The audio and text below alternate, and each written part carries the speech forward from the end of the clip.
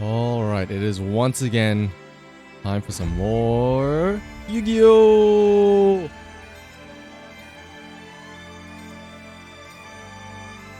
I actually have been absurdly addicted to this game as of late.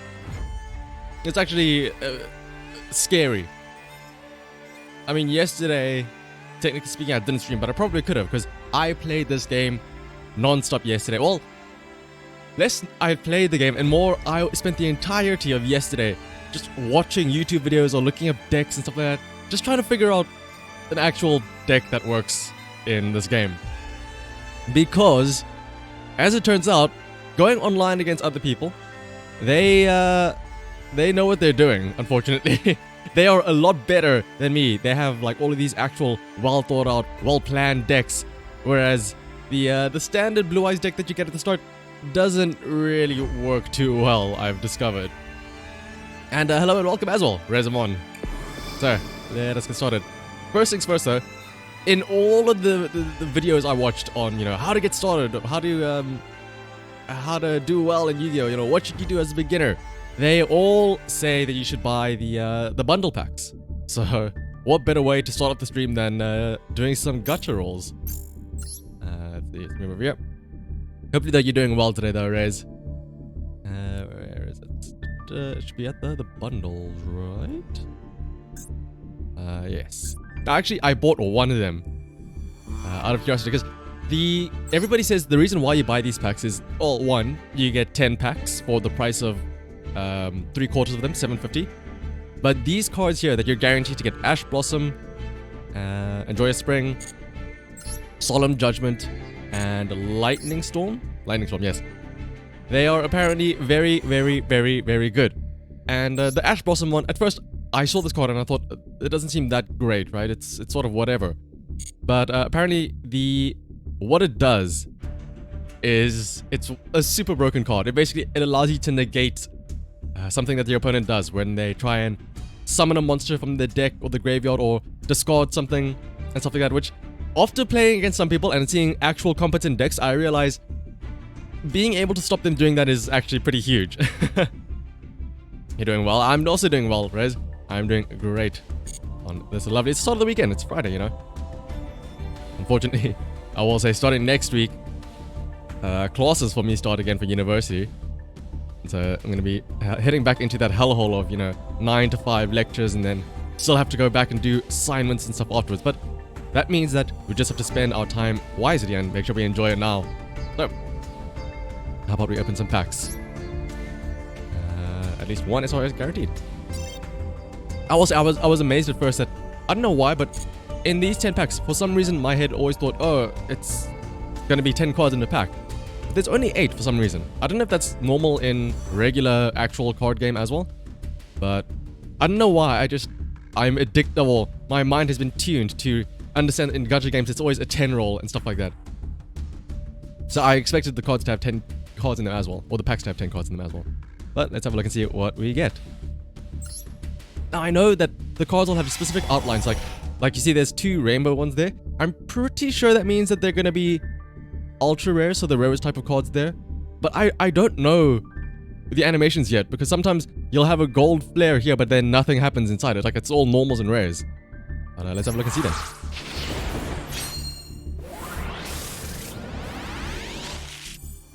So yeah, see, it's 8 cards here, because I noticed that in the featured decks and stuff like that, it says 4 out of 8 cards will be the featured cards and stuff like that. So it's obviously the latter half.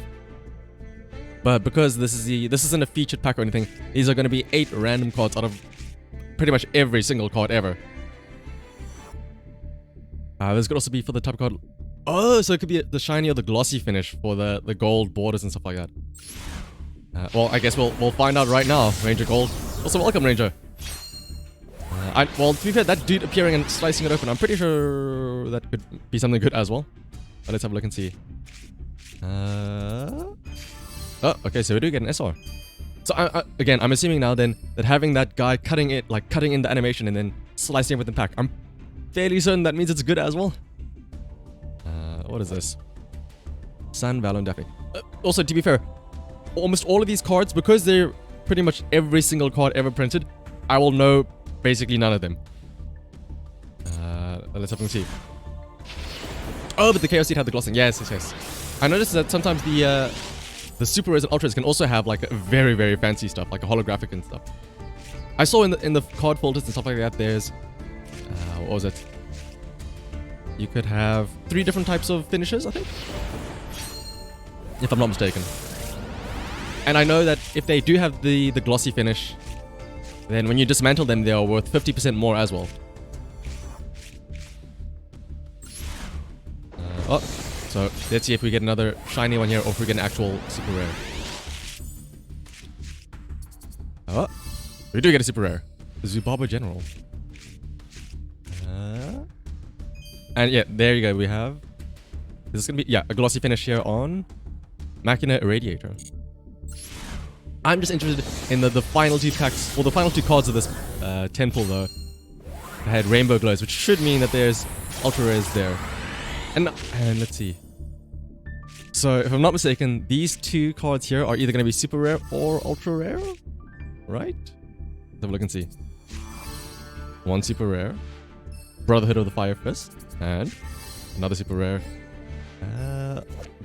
Bang Lancer, Bang Lancer, the Resurgent.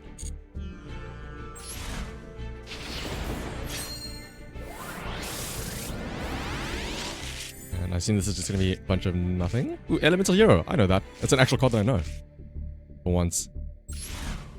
Alright. So after 8, the last 2 packs were the ones that had the rainbow finishes. So I'm excited to see what those are. Oh, Toon Wormwood. Toon Deck. And Photon Sanctuary. Special summon 2 Photon token. Oh, so basically, whenever the card does a spin move when you reveal it, that's when it has this glossy finish here. Right, the last 2 packs, the ones with the rainbow. Also, I know the lightning also means something, right? The lightning strike. Sometimes there's 1 lightning bolt, sometimes there's 3 lightning bolts. I'm not too sure. So that's definitely an ultra rare. Rainbow colored back. What'll it be though? FA Dawn Dragster. It's a racing car. Machine Synchro Effect. And the last pack. See, like there was only 1. It looks so underwhelming seeing only a single lightning bolt come down. Ooh, which one is it going to be? I hope that there is an ultra rare here. There's no card with a fancy glow at the back. Could that be that one? It is Fairy Tale Snow. Oh, it's... Oh, cool, I got a furry. What else is there? Just a bunch of regular stuff.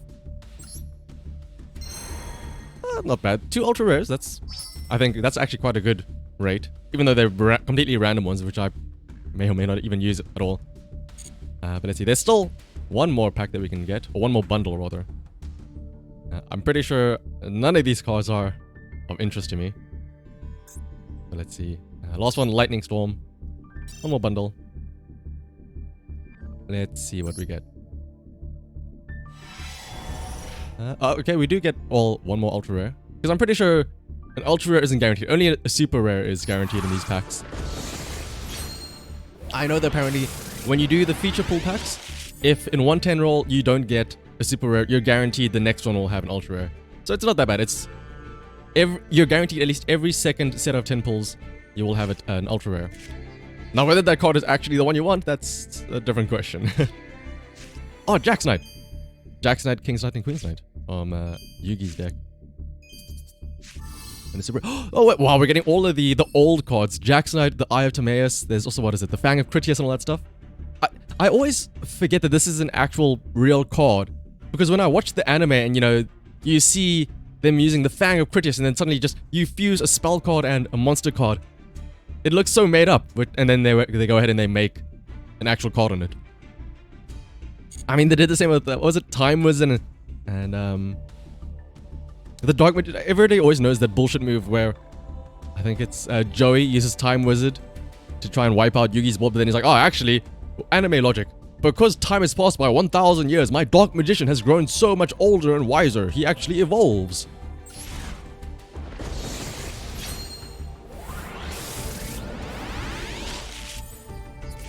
And, oh, another super rare.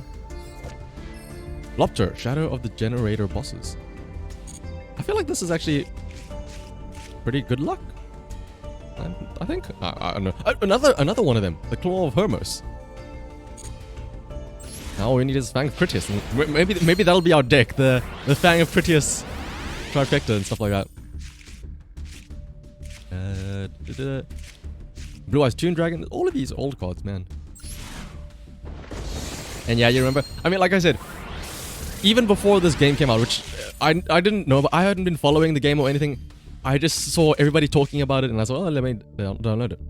And before the game, like in the weeks leading up to the game, I suddenly got bombarded with a bunch of Yu-Gi-Oh content on YouTube. Like, could Yugi have won the match against Kaiba or whatever? Could Kaiba have beaten Yugi in the Pyramid of Light? In Darkest Dimension, was Kaiba about to win? And all that stuff. And just seeing all of those, like, analysis on the duels from the anime and stuff like that, it made me go back and watch so many of the different episodes. Like I said, I think the 2 episodes I went and watched were the one where Joey and Yugi face off against the Big Five, and then of course the classic, the one where Kaiba changes his fate by sacrificing the god Obelisk the Tormentor for his blue eyes. And to be fair, the Dark Sage deal was during the Duelist Kingdom. Oh yeah, speaking of the Duelist Kingdom thing, I think one of the other videos I watched on like the lore and explanations of stuff from the Yu-Gi-Oh series was about how the different rules and stuff in the Duelist Kingdom were. Like, I think one of the clauses that you could, if you fusion summon a monster, they couldn't attack on the same turn that they were summoned or something like that. But then Kaiba made himself a card called Quick Attack that allowed him to attack at the same turn. And lost a couple packs. Thankfully, the last one has an ultra rare.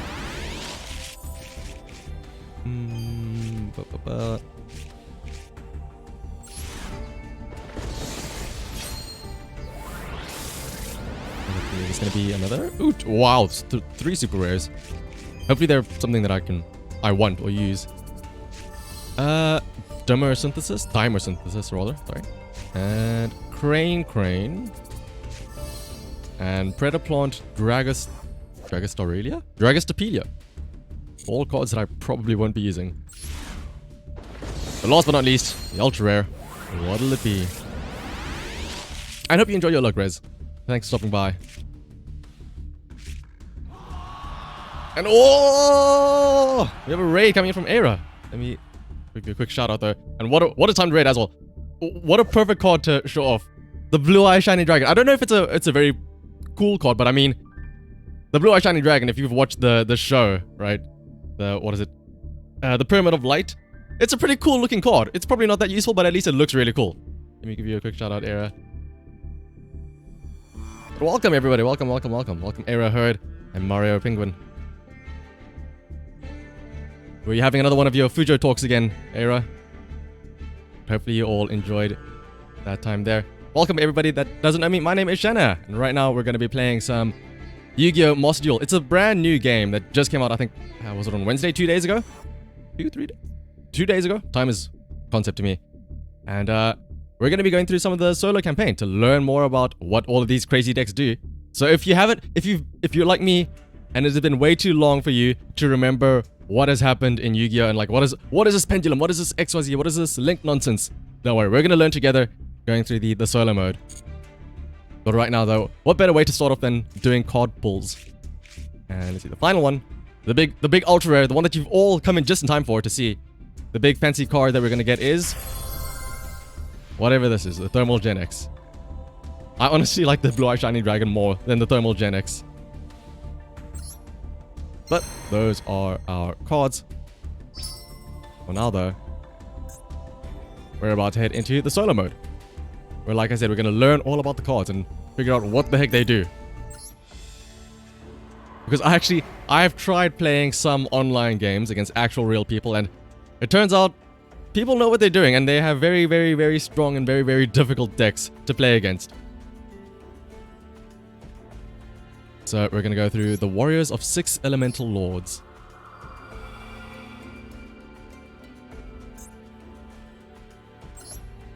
We're going to first do some little lore as well. I kind of like learning about the lore behind the cards as well.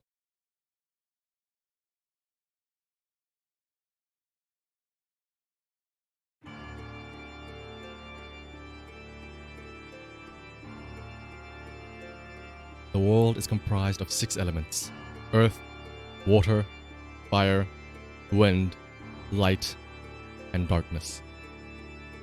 The elements were brought to earth by 6 elemental lords.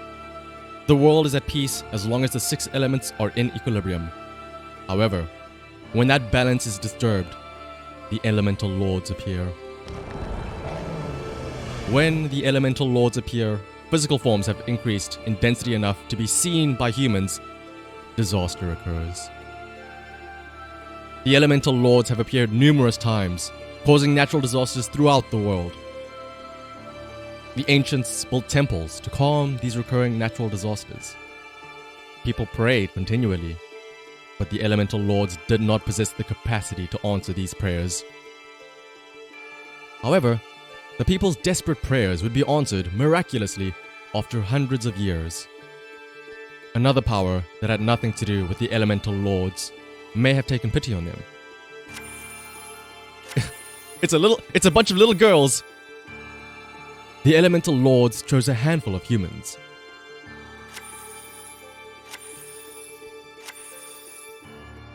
They were called the Element Saber.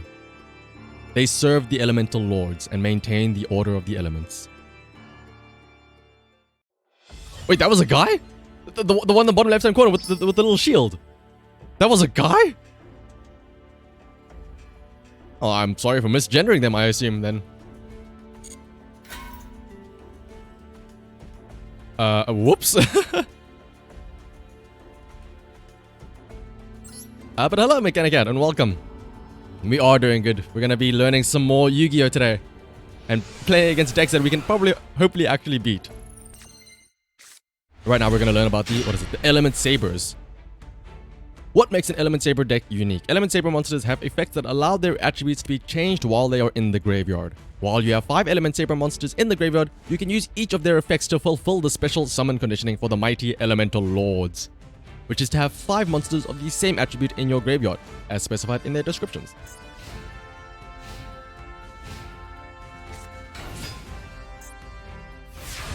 So let's see, what are we gonna get? Palace of the Element. Oh my! Look at all that text. Just look at all that text to read. I'll let the tutorial tell me what to do. Activate Palace of the Elemental Lords. Sure.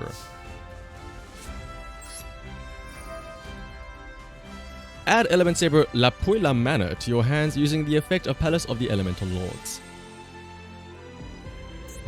Activate that effect. So wait, actually, well, where was that one that I saw that I thought was a girl? Was it this guy? Is this the supposed? Actually, okay, maybe this is a guy. I thought that the little thing at the back of their head was a ponytail, which made me think it was a girl with long hair. But I guess guys can have ponytails as well. Who was the other one? The one with the shield. Okay, but this has to be a girl. This has to be a girl, right? This, you cannot fault me in saying that this is absolutely a girl.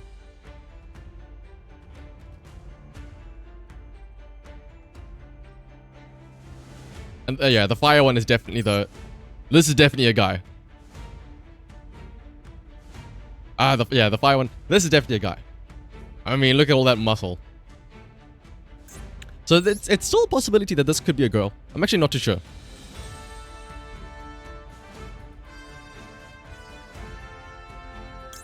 But let's see that. Let's summon Element Saber La Puella mana. Oh, my favorite. I did say they were all girls. I zoned in on the 2 on the left and I didn't even bother looking at the 1 on the right. Activate the effect of the Element Saber La Puella mana card you just added to your hand and perform a special summon. Send this card to the graveyard. And send that card to the graveyard. So sending 2 water type attributes to the graveyard. Then I can summon this guy. Depending on the attribute of the Element Saber sent to your graveyard, Element Saber La Puella mana activates powerful effects that protect you and your monsters when special summoned. In addition, Palace of the Elemental Lords has an effect that increases your monster's attack and defense depending on the number of different attributes of monsters in the graveyard. There are currently 2 Element Saber Nalu water monsters in the graveyard. Activate the effect of them to change its attribute. Huh? To what though? That is the question. Anything? I'll change to win then. Now, summon Element Saber Malo as well and attack with your 2 powered up monsters.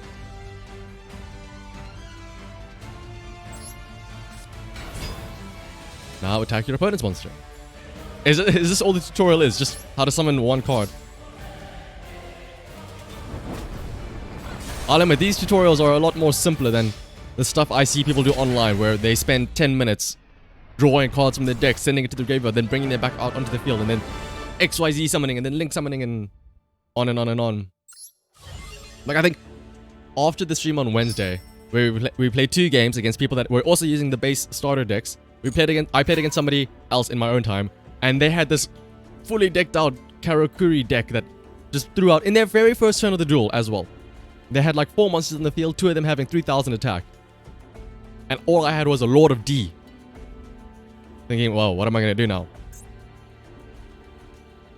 Let's see. I'm going to use my own deck. We get some cards for it as well, so let's use my own deck.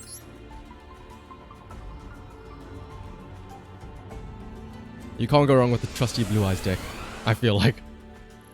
I know there is a challenge to use the theme deck, but I'm not going to bother with that. I'll do that in my own time, I think. So, first things first, set down some trap cards. And, I mean, once again, like I said, all we can do is just summon a pitiful little Lord of D. And, pray. If we can get a... Actually, we might just summon the Strong Wind Dragon afterwards. What is this? The A-Forces. All warrior-type monsters you control gain 200 attack for each warrior or spellcaster-type monster you control. That should be fine then. Oh, wait. Is this guy already... This guy's doing the stuff. He's doing the thing where he's discarding cards from his deck and all that stuff.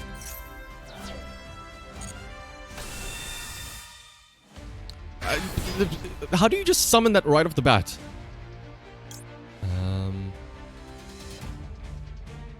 What? I will do this. I will negate the damage from this.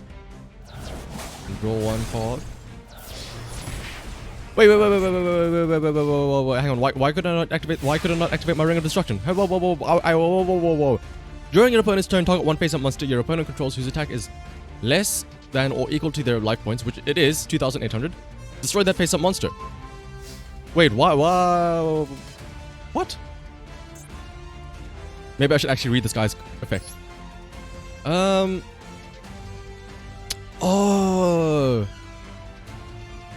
Your opponent cannot target it with card effects. Cannot be destroyed by effects. Oh. I see. Well then. I probably should have done that other way around.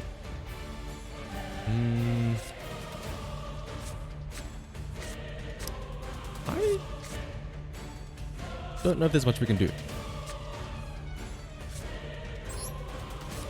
I'll summon this guy. Destroy his A-Force. And then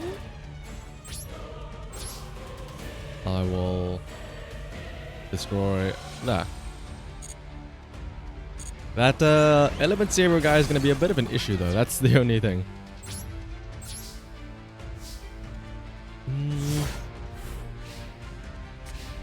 If I can somehow get the Strong Wind Dragon out, that'd be nice.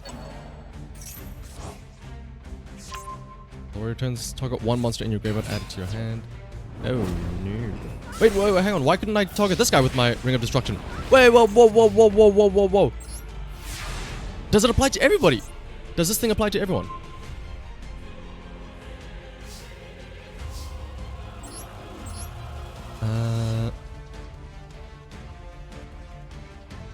Depending on the original attributes of any element Saber monster sent to graveyard.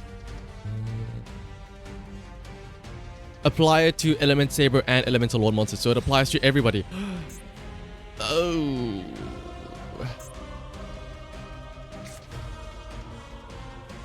And I can't even send him back to his own hand with this card because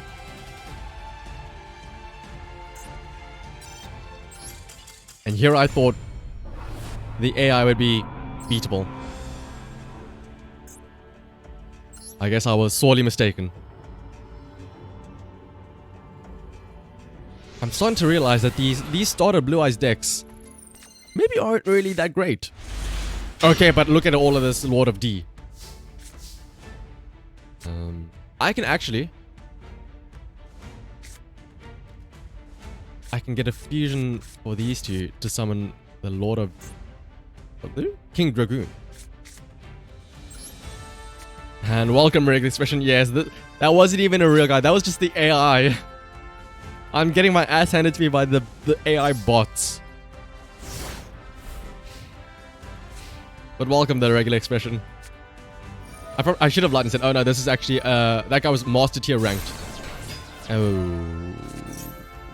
Whoa, no.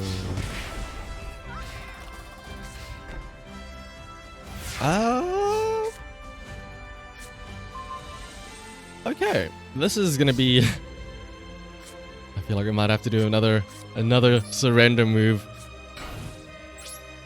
This is just like my online battles, where the enemy team just has all the crazy stuff, and all I have is a single monster that I can summon face down.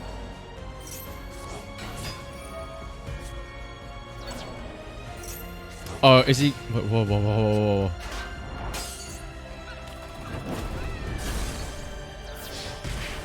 Okay. I believe in the heart of the... I'm going to draw Monster Reborn, and then I'm going to be able to do something. Or I'm going to get the Flute of Summoning Dragon, then I can summon Lord of D, and then 2 to Horn to summon the 2 Kaiser Gliders. Watch. Oh! The heart of the cards, baby! Which means I can summon Lord of D, and then the Flute of Summoning Dragon allows you to summon not 1, but 2 Kaiser Gliders. That's 1.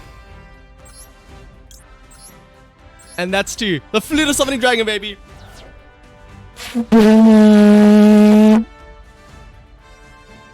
I even have a flute right next to me to summon them. Alright. Now then. Now we have a game.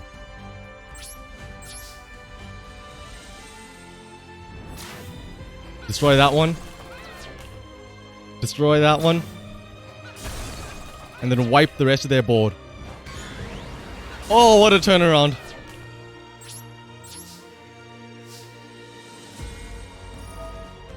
Also, this is the new Lord of D, which I'm pretty sure in the original Lord of D, it didn't have this effect where neither player can target dragon monsters on the field with card effects. I'm pretty sure the original Lord of D was just nothing, no effect, normal monster. Oh, okay, let's see.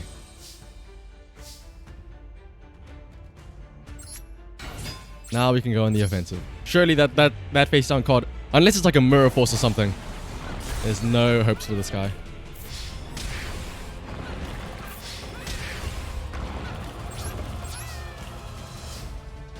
How many monsters are in the grave for them?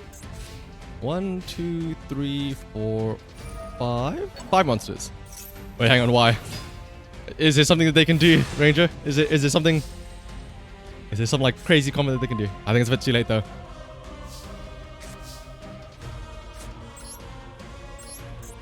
Oh, probably summon that.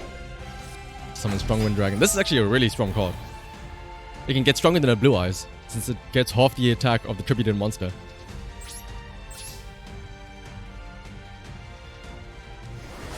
Oh, that...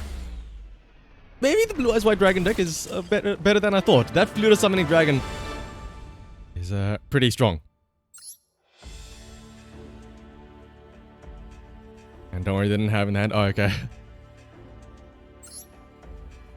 You made me worry because, again, all of these decks, I'm pretty sure they probably have some crazy mechanics that would allow them to save themselves from that type of situation.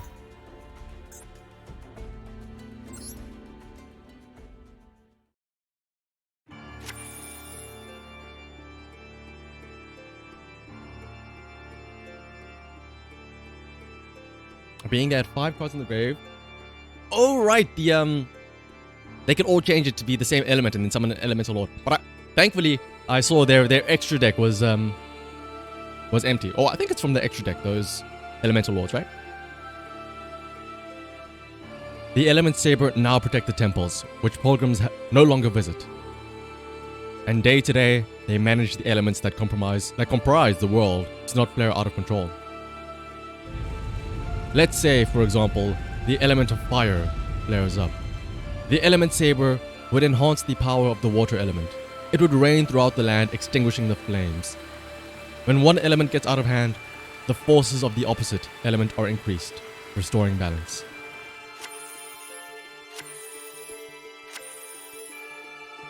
The element sabers inherit only a fraction of the elemental lord's authority and cannot exercise all their power. Nor should that power make them feel as if they are gods.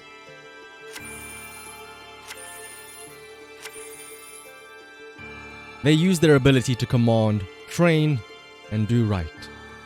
Training never ends for the element sabers. And the elemental lords are normal deck cards. Oh, so basically what you're saying is, thanks to the heart of the cards, I was able to win by drawing the exact card I needed, who the Summoning Dragon, whereas that guy, he did not believe in the heart of the cards.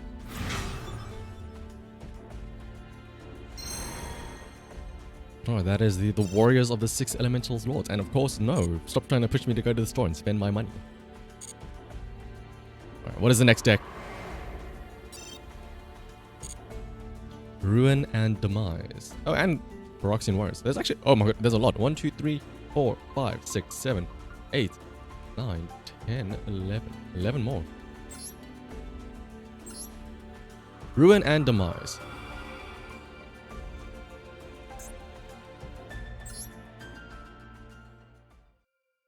Let's learn about them.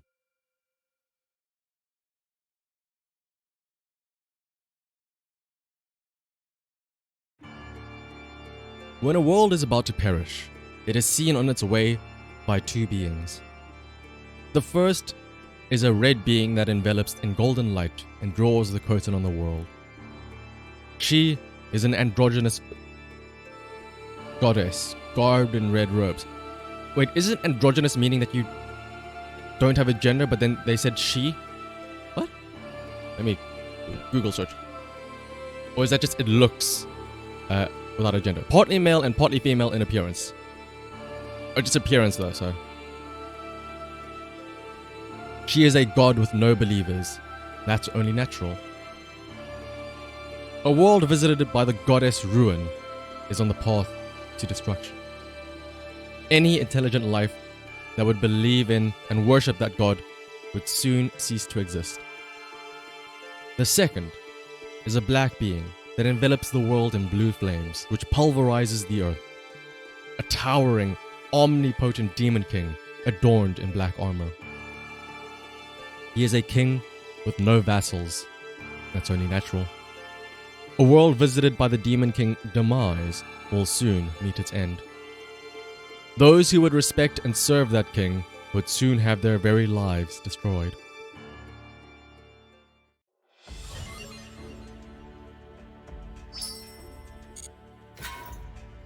So it's basically 2 sides of the same coin for destruction. Would you rather bring ruin or demise to your land?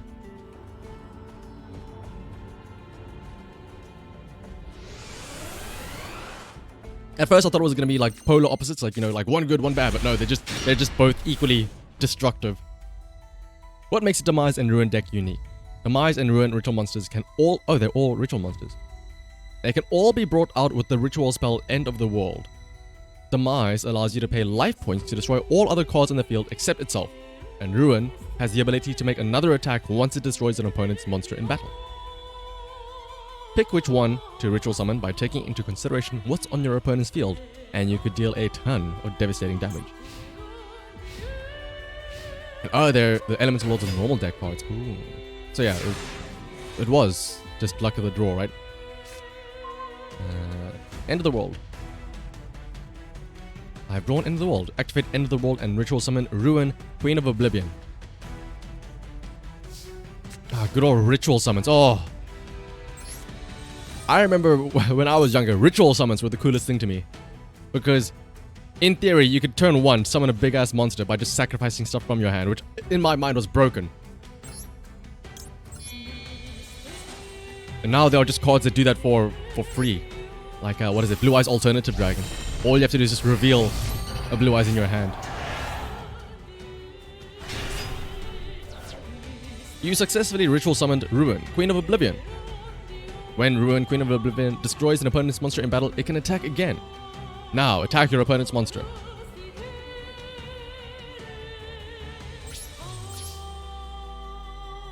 So I can destroy this and then do one more for direct attack, right? You destroyed your opponent's monster in battle. Activate the effect of your Ruin, Queen of Oblivion, and attack one more time.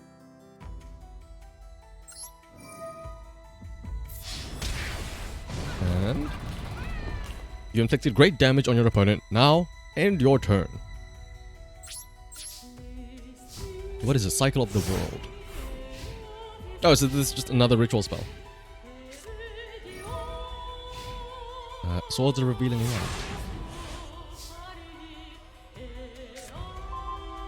And we have the other one now, Demise. You cannot attack right now because of your opponent's Sword of Revealing Light effect. Activate Cycle of the World and ritual summon Demise, King of Armageddon. So I'm guessing this is just another type of ritual summon. That's the other thing. That's the other thing that I've been amazed with all the new Yu-Gi-Oh stuff. Back in the OG Yu-Gi-Oh, there was only one way to like fusion summon something, and that was with polymerization. Now there's 50 different types of polymerization type cards. Super polymerization, all the other stuff, power bond, and whatnot. I've successfully ritual summoned Demise, King of Armageddon. And hello, Red Body Man. Welcome, welcome, welcome. And thank you for the raid as well. Let me give you a quick shout out as well. Hopefully this works this time, because I know it didn't work for Era. But it's going well, Red Body Man. We're currently doing the solo mode tutorials, so that we can actually play up against people that we know, or decks that we know we can possibly beat. What were you playing though, out of curiosity, Red Body Man? Let's see. Right now we're just going through a tutorial on how to use this deck, Ruin and Demise. And hello to Vestox as well. I don't know why the shoutout one didn't work for some reason. Wait. Have I logged in to...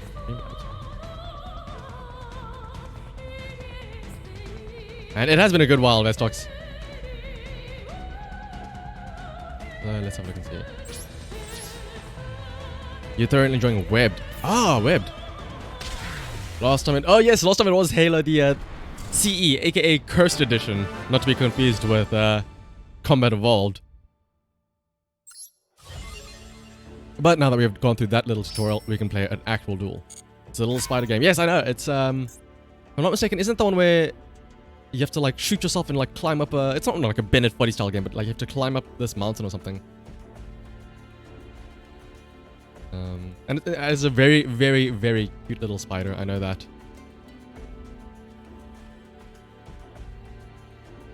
Let's see. So let's hope that this duel against the AI goes a little bit better than the previous one. We are, of course, using the classic Blue Eyes deck, because who doesn't love the good old Blue Eyes White Dragon? Kind of. A lot of swinging and throwing yourself places. As a spider would, yes. Oh my goodness, is this guy gonna summon a big-ass monster already? Oi!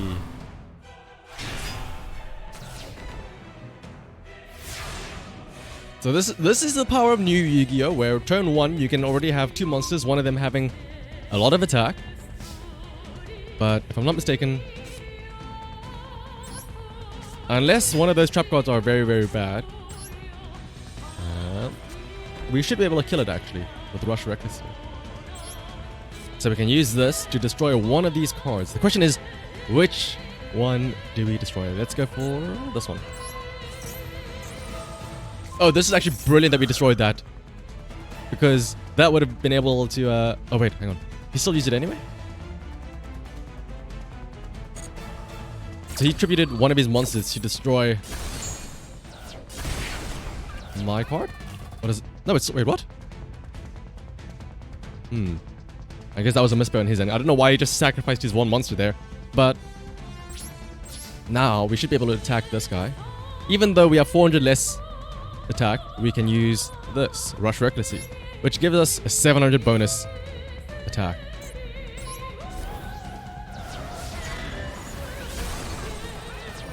And there we go. See, you don't need all the new cards. Sometimes the old classics work. Like the good old Blue Eyes White Dragon deck. This would not work, by the way, against people online, I feel like. People that play online have much better, well thought out decks. But I hope you enjoyed that webbed game. Right about it, man. And thank you once again for the raid. I don't know why the shoutout didn't work. Oh! You know what I should have done? I should have used Monster Reborn to summon that onto my side of the field.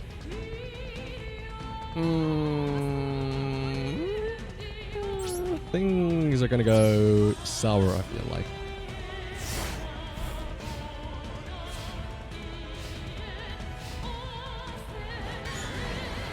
Okay, at least he attacked that one, so I still have my stronger monster. If I can get a summon, like a Kaiser Dragon or something like that. A Kaiser Dragon or the Strong Wind Dragon. Never mind, that is neither of them.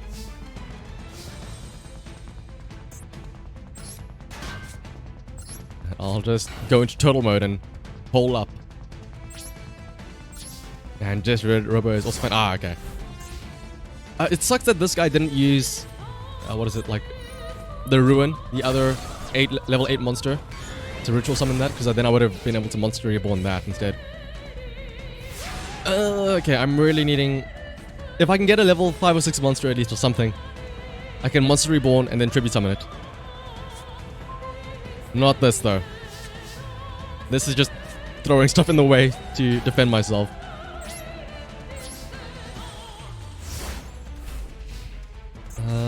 Let's see. Sangan. Okay, at least he takes some damage from that. I really need a strong monster, though. Like a Kaiser Dragon, actually. That's perfect. Because now I can Monster Reborn.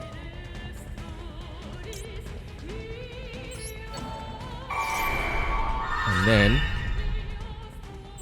I can tribute it to summon Kaiser Glider, which has the same attack as this thing, Demise, but Kaiser Glider's effect is that it cannot be destroyed in battle. So in theory, even though they have the same attack, what normally would happen is that they would both be sent to the graveyard, but Kaiser Glider's effect means that he doesn't get sent. Woo! Okay. We still have a chance to win. As long as he doesn't have like another crazy ritual summon, which he shouldn't. There's no way he would have enough material for it. So surely now then this is just going to be a sweep for us.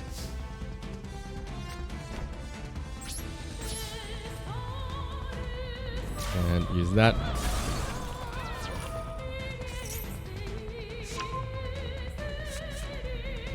I'm still a bit scared about what that face down card is. Okay, it's Missile Space Raffian, that's fine. I have played too many games of Yu-Gi-Oh! Where a single Mirror Force has ruined my entire game, so I'm on the edge from that. Uh-oh. Wait, what was that? He just revealed Demise. What was that for?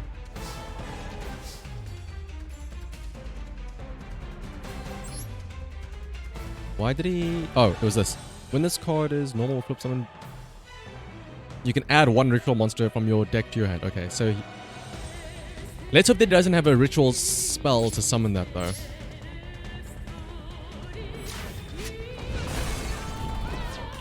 Okay, have him down to half health. And yeah, I saw now that it lets you... I feel like so many of you know these card effects. Like, when I first started playing the game again, I realized, oh, the thing that was so intimidating, you know, the XYZ, the Pendulum Link, all that stuff is actually very, very simple in hindsight.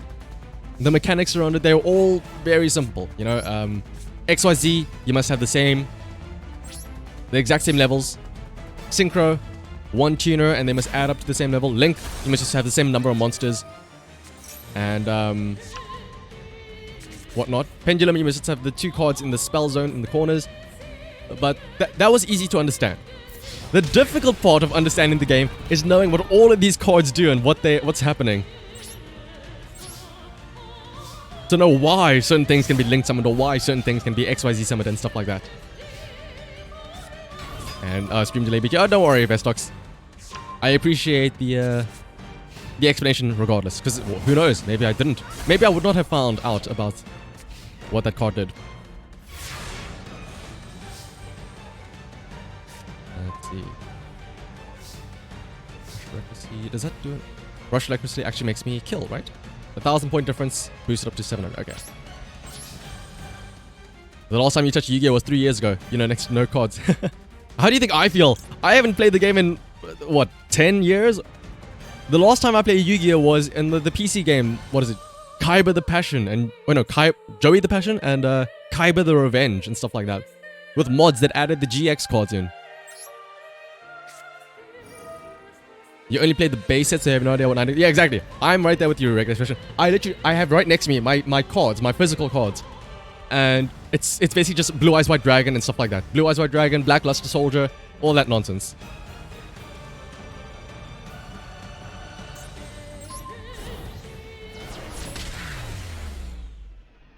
This has happened to be a common card in Duel Links. Oh, I see. Seems a lot of streaming people are really into card games. I mean, you've seen the popularity of, what is it, Hearthstone and stuff like that. Card games are just nice. The Yugi boom. Dude, Joey the Passion, and I know there was Yugi one as well, but I didn't have that one for some reason. It was just Kaiba the Passion. I keep on getting confused. Kaiba the Revenge and Joey the Passion. And I still remember. I know because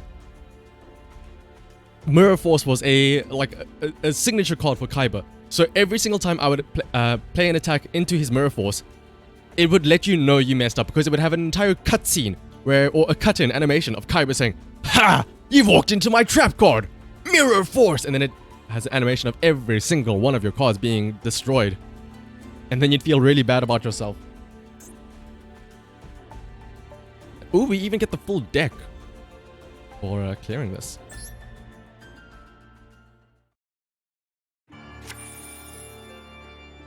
The Red Being, Ruin, Queen of Oblivion, brings to the world a reversal of time. When evil has spread throughout civilization, and when the world's end is in sight, the Red Being returns the world to a state before that cause of evil occurred. There are cases in which this reversal may restore the world to a primordial state, full of intelligent life. In this way, the world is reborn, with hopes that life will transpire on the correct path. For those living in the current world, this would be synonymous with extinction. The process of rewinding the world to promote the proper development of life.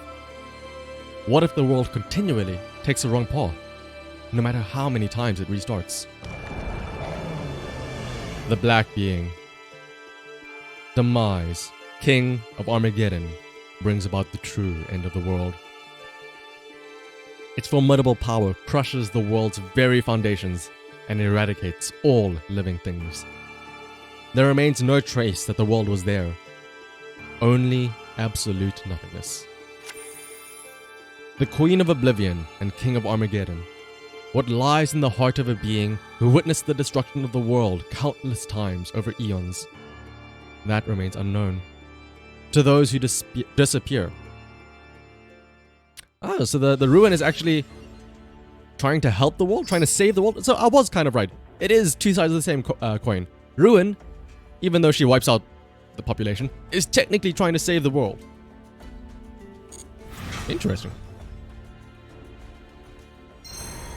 At least, yeah, I suppose, Vestok, you're right. The Mirror Force does teach you not to overcrowd. There's also, what was the other card that Kaiba had? The Cyber Jar. The Cyber Jar, oh my goodness.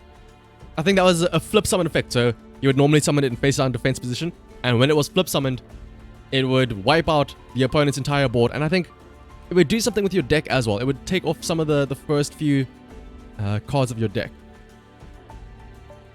The ends justify the means. It's a white gold trader. You're right. And once again, forcing me to go to the store. No, thank you. Instead, new gate options are available. The mystery of the Megalith. Megaliths have the unique ability to call forth ritual monsters without using ritual spells. Wait, what? Sounds interesting.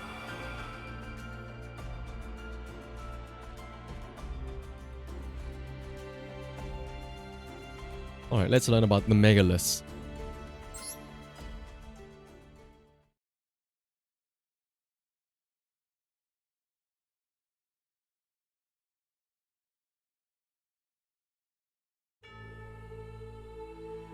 In ancient times. Oh, it's the pyramids! The Pyramid of Light, maybe?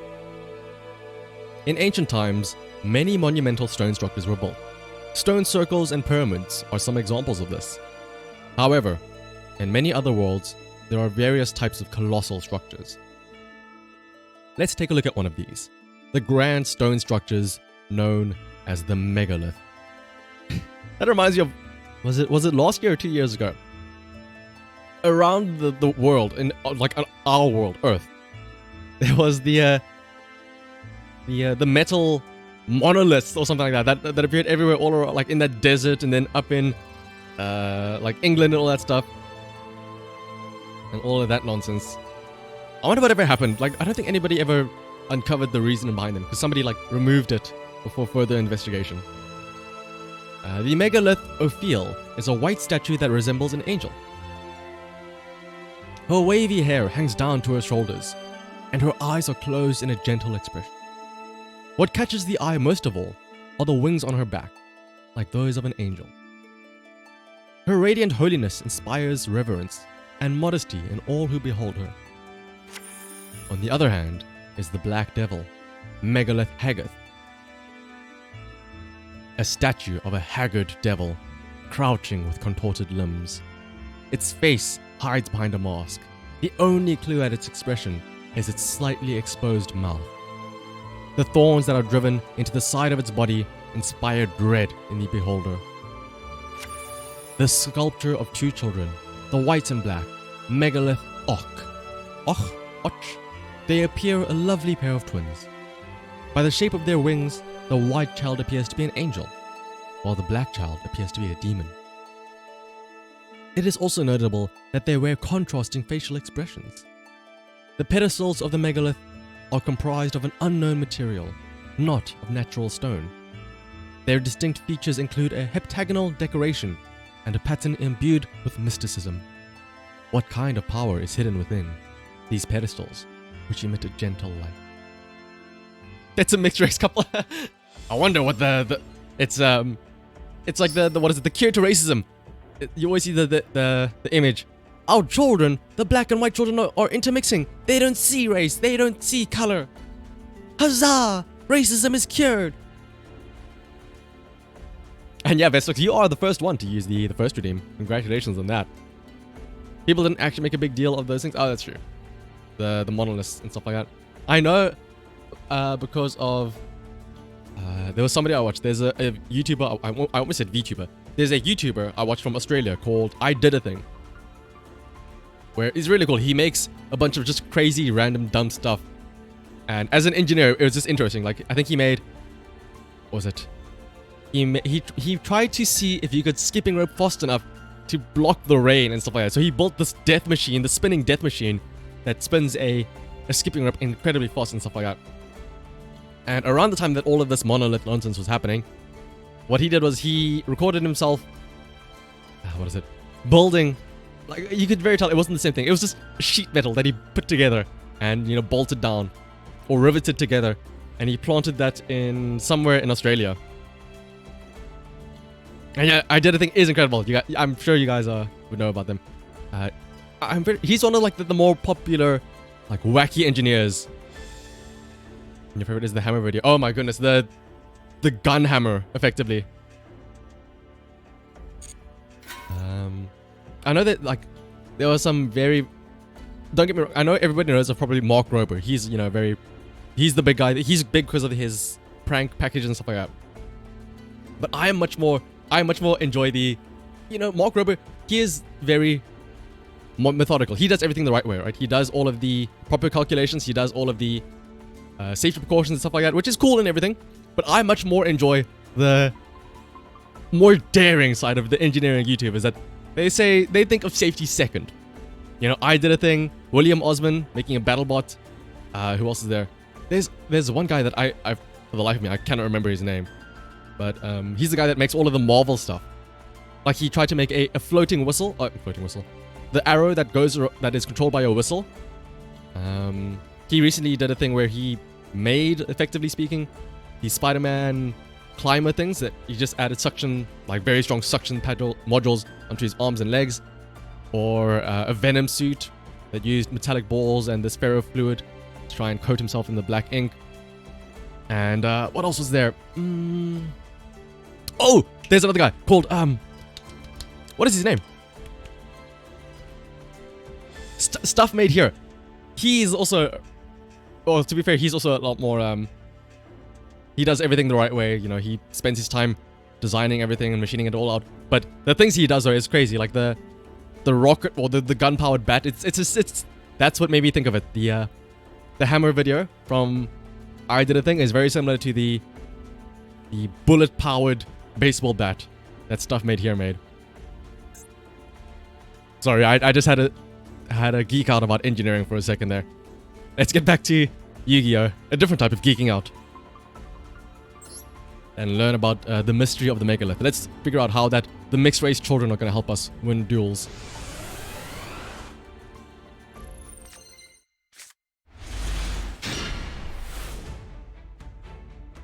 Oh, Colin Firth is also a good one. Yes, Mechanic Cat. Colin Firth, isn't he also the one that... I think one of the videos that I saw of him was when he had this weird... It almost like a trombone. Like a looping metal cylinder pipe thing that it basically made it like a jet engine almost, or I think it was an ignition engine or something like that, where it would expel heat and air, but in doing so it would also suck in fresh air, allowing it to cyclically just keep on pumping out more power and stuff like that. Anyway, what makes Megalith deck unique? All Megalith monsters are ritual monsters, although they do not have their own dedicated ritual spells. Each Megalith monster can be used to ritual summon other Megalith ritual monsters. In particular, level 8 Megalith monsters can perform ritual summons when discarded from the hand to open up a range of plays. And when they are ritual summoned to the field via other card effects, you will gain access to high attack, high defense, and other amazing effects that will push you further ahead in your duel. Alrighty then.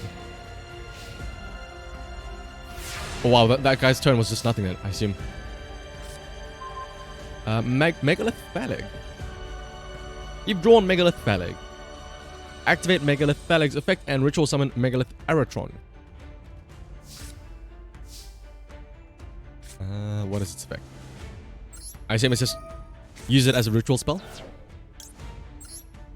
Yeah, it's literally just use the card as a ritual spell. See, like I said, earlier on, in early Yu-Gi-Oh!, if you wanted to fusion summon, you only had to use polymerization. Now, other monster cards can be used as stuff. You have successfully ritual summoned Megalith Aratron. It is a powerful monster that you can negate opponent's effects that target the cards in your field. Attack your opponent's life points directly. Well, I don't feel like I learned a lot yet. All I learned was how to summon one monster and attack. And I am having fun, Gondola. Mainly because I'm playing against the AI bots in solo mode and not getting my ass handed to me in the online ranked matches. I dare not go back into that hellhole until I have an actual deck. Because right now, I'm just... I remember you on Twitter laughing at me for using the Blue Eyes deck. Listen, there is nothing wrong with the Blue Eyes deck. In fact, I'm going to show you right now. I'm going to use it to beat this AI. The power of the dragons. I'll show you.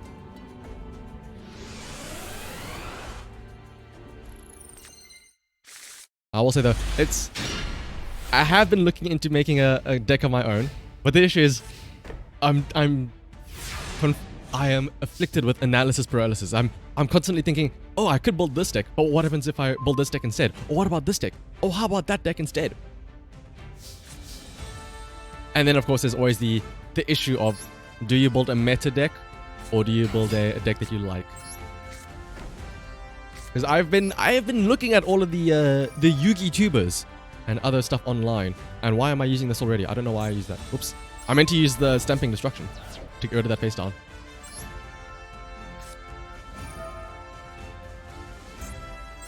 The Blue Eyes starter deck is good. It has a lot of good cards you can use in a better deck. Ooh. But it's just not good for... Yeah, it trust me, I know it's not good online. I know that eventually you can get all of the 3 starter decks. This, the Synchro deck and the Link deck. I know the Synchro deck is very nice because it has 3 Mystical Space Typhoons.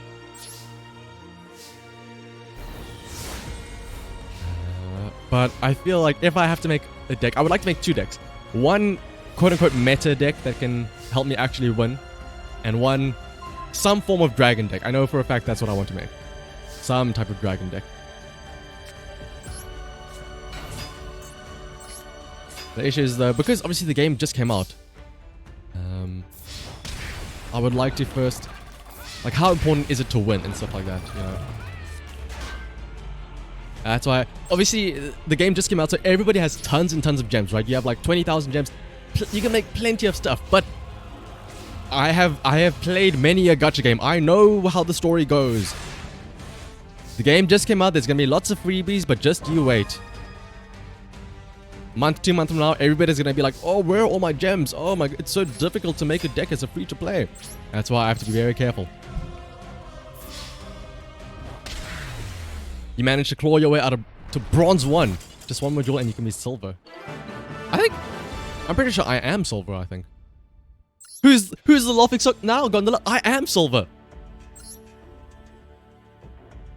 Me and my shitty Blue Eyes deck has actually made it to silver. Actually, the only reason I think is because, from what I've noticed, losing in bronze doesn't make you demote. If it did, boy oh boy would I not be silver. I'm in silver purely because of the fact that I throw myself at so many people that I've managed to fish out a couple of wins.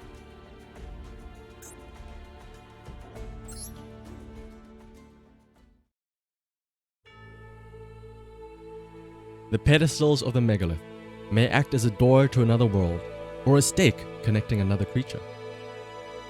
Appearing from the pedestal of Megalith Ophiel, Megalith Phalig boasts 2 pairs of wings.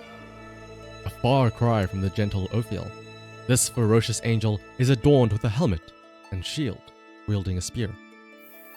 Appearing from the pedestal of Megalith Haggath, the great devil, Megalith Bethor, has 4 wings.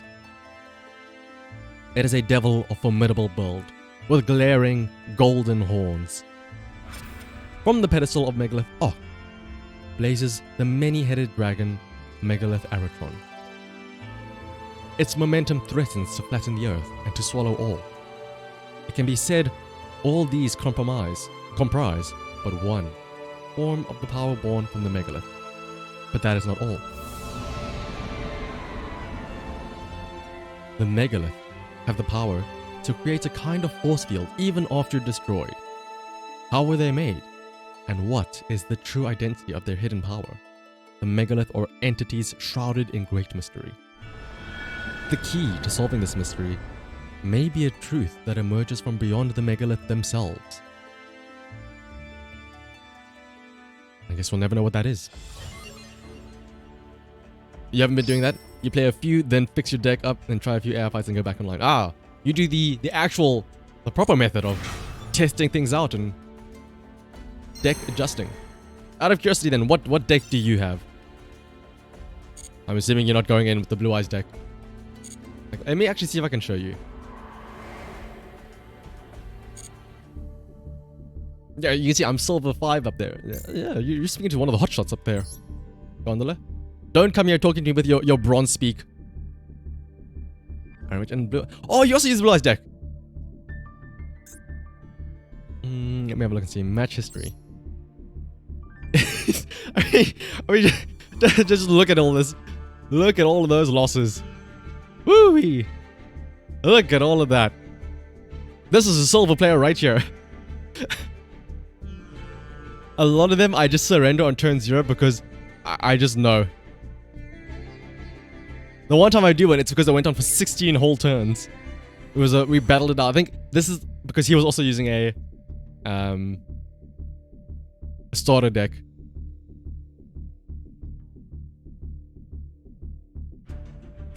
Out of all of that, 2 wins. And that's enough to get you to silver.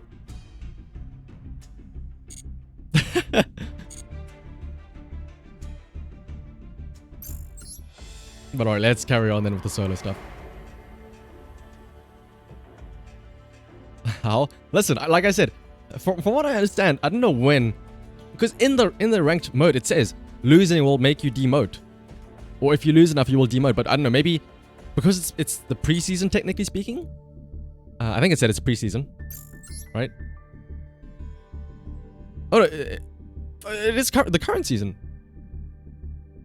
Up until February 1st. Oh, that's actually not that long. A couple of weeks more. Gondola with the exquisite taste of Arrow Mage. Let's have a look at what the Arrow... Oh, well, yeah. I feel like I've seen Arrow Mage before. But I know...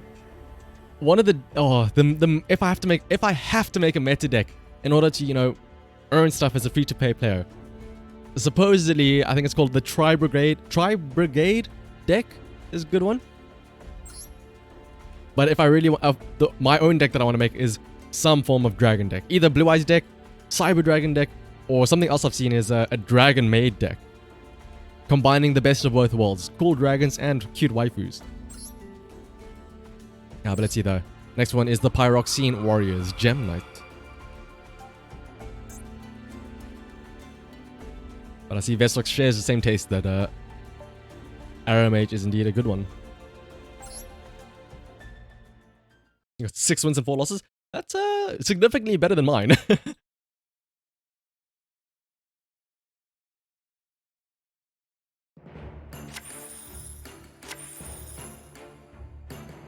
Pyroxene Warriors, the Gem Knights with hearts of justice. Diligent in their training, but reluctant to utilize their powers in battle, they led a peaceful existence. However, these calm days were threatened by the Flame People, the Laval. This aggressive nation of Flame Warriors sought to invade the land of the Gem Knights. Averse to this fruitless conflict, the Gem Knights did not aggressively engage them. But for the Laval, the inaction of the Gem Knights was fuel to the fire. Day by day, collisions increased between the Laval and the Gem Knights. At last, the Gem Knights resolved themselves to full-on conflict to protect their homeland. The Gem Knights possessed a core that shone like a gem, which they activated as a force to aid them in battle. In addition, they could utilize the core to fuse with other knights to become even more powerful warriors. The fused Gem Knights include the following: Gem Knight Ruby, who repelled the enemy; Gem Knight Aquamarine, who defended its companions; Gem Knight Topaz, who tormented its opponents. Oh, okay. You wonder if the Dragon Maids are good? From what I understand, the Dragon Maids don't use any fancy Link, XYZ, stuff like that. They just use... The most complex they use is fusion summons and summoning stuff from the graveyard, and the effect where they keep on switching in and out. You know, returning cards from the field to their hand and then switching stuff out. And then same with the VTuber the VTuber Phantom Thieves? Is there a VTuber archetype in Yu-Gi-Oh! Vestox? That's crazy. Let's see. Let's practice that with the Gem Knights. Okay, I have to look this up now. VTuber Phantom... Is it literally called VTuber? Or are you just saying that because they're like virtual? VTuber Phantom... VTuber Phantom...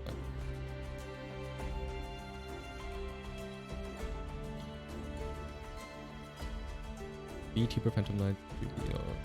Virtual World. Is it called Virtual World? Yu-Gi-Oh! Virtual. Let me actually, before we head into this practice rule, let's have a look and see then.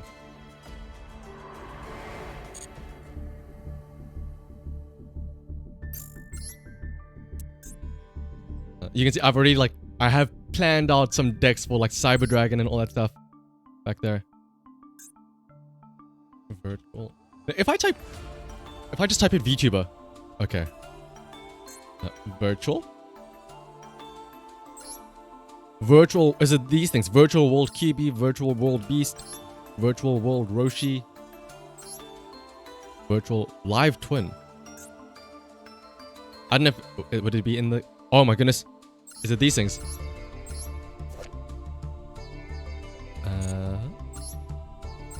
Live Twin Home. Oh my goodness, look at that card art. It's literally just a website. Live Twin Key Seeker. This is just VTuber fan art. What is this? This is the YouTube thumbnail for them. Each time an opponent summons monster declares an attack, you gain 5 life points to this card. Normal special. You roll numbers. One. Live Twin. This is just a VTuber company waiting to happen.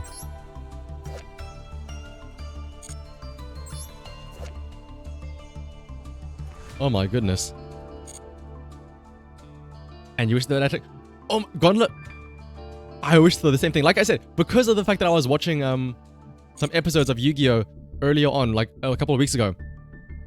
One of the duels I watched was the tag. Well, I don't know if it's a tag duel technically speaking, but the duel between Yugi and Joey against the Big Five. And a tag duel would be so cool. I really hope they add it. As well as some other stuff like I know they said they're adding different formats, so having a classic format where, you know, you're playing with just the old sets of cards would be cool as well. But I mean, I'm sure they can add stuff, right? I mean, they have the, what is it called? Event duels and stuff like that. All the unclaimed rewards. Okay, fine, I'll go and claim them, Gondola. Login stuff. And yeah, I was saying as well, Vestox, what I normally do as well is whenever I go on YouTube, every day I browse in incognito so that it doesn't have any browsing data or search history, watch history saved. Because then sometimes I like just looking at what gets thrown at me, right? And one day I open up a brand new fresh incognito session. So again, no previous recommendations, and I got recommended, would Kaiba have won the Pyramid of Light duel? You know, from the classic movie, Pyramid of Light. Yu-Gi-Oh! And the Pyramid of Light. And obviously after that video, I got recommended this guy's other videos of, would Kaiba have won in the Darkest Dimension movie? Would Yugi have won against Atom in the final episode of the anime? And then because of that, I then went on watching original episodes of the anime, and then lo and behold, a week later, they just go and release this game. I'm curious. Did people know? Like, was there some sort of undercover scheme pushing Yu-Gi-Oh! Videos on YouTube to people in anticipation of this? Well, let's collect all of this stuff though, so that Gondola isn't mad anymore. I'm pretty sure most of this stuff is gonna go into the box because I have max. What is it? Max gems. And yeah, 9,900. And this gift box is just more gems. I think I have like another 3,000 sitting in here. 1,000, another 1,000, that's 2,000. There's like another 3,000 gems in my box there. Like I said, when I get around to making a deck, I'll dig into that stash. But for now though, solo mode. Carry on with the Pyroxene Warriors. And yeah, Konami and YouTube, it's all linked together.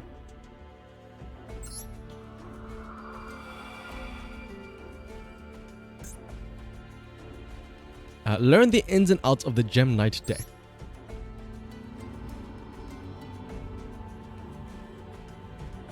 Did I get the dual pass? I did get the dual pass, Gondola. I'm glad that it's one of the things where, technically speaking, you can get it for free because it costs 600 gems, but if you play enough, which I think I will, or at least I hope I will, you'd make back all of those gems. It's a very clever way to force people to stick around and play the game more, because now I mean, it's working on me. The fact that in order to make back that money, I need to make sure I get to the max level of the battle pass. So it ensures I keep on playing. Unless I want to be inefficient and waste gems, which I don't want to do. Oh yeah, that reminds me. How come you didn't do this for systems? Thanks for the follow, Vesox. No worries, no worries. But let's see, what does make a Gem Knight deck unique? With its colorful fusion spells, this deck gives you the chance to duel with lots of different fusion monsters and effects. When Gem Knight Fusion, one of the rudimentary spell cards, is sent to the graveyard, after it has been used, you can add it back into your hand by banishing one Gem Knight from your graveyard. Use that effect once you have gathered your fusion materials, so you can fusion summon multiple times in one turn. That's another thing that I've learned. You know, classic Yu-Gi-Oh! Would teach you that once something is sent to the graveyard, you know, it's gone. You've lost that card. It's gone to the grave. You can never retrieve it once again. There are so many decks where, technically speaking, a card is more valuable in the graveyard than it is in your deck. I think the Dragon Maids is one of them, actually. Because there are so many cards that allow you to pull stuff out from your graveyard, or cards that have effects that are only available when they are in the graveyard. Graveyard support is the gold standard these days? Yeah. I mean, I think that's also why, what is called Ash and the Spirit Blossom is so important as a card now as well, because it stops somebody from being able to send a card to the graveyard. Anyway, let's see. Fusion summon Gem Knight Aquamarine using Gem Knight Crystal and Sapphire as fusion materials.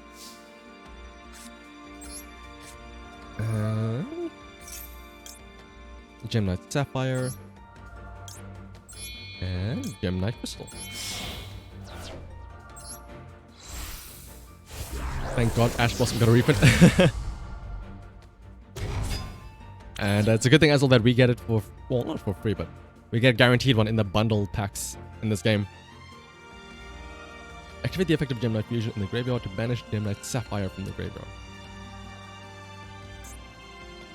Like I said, I've been doing some research on the Dragon Maid deck, and some of the big changes, I think it's the same with most other decks, where you normal or special summon a certain monster, which has an effect that allows you to send one specific card to the graveyard, and then that card has an effect in the graveyard that lets you do something else. And then there's another card that allows you to pull cards from your graveyard back into your hand and whatnot. Let's see. Fusion summon Gem Knight Ruby by using Gem Knight Aquamarine and Gem Knight Garnet as fusion materials. So I will summon Gem Knight Ruby using these two.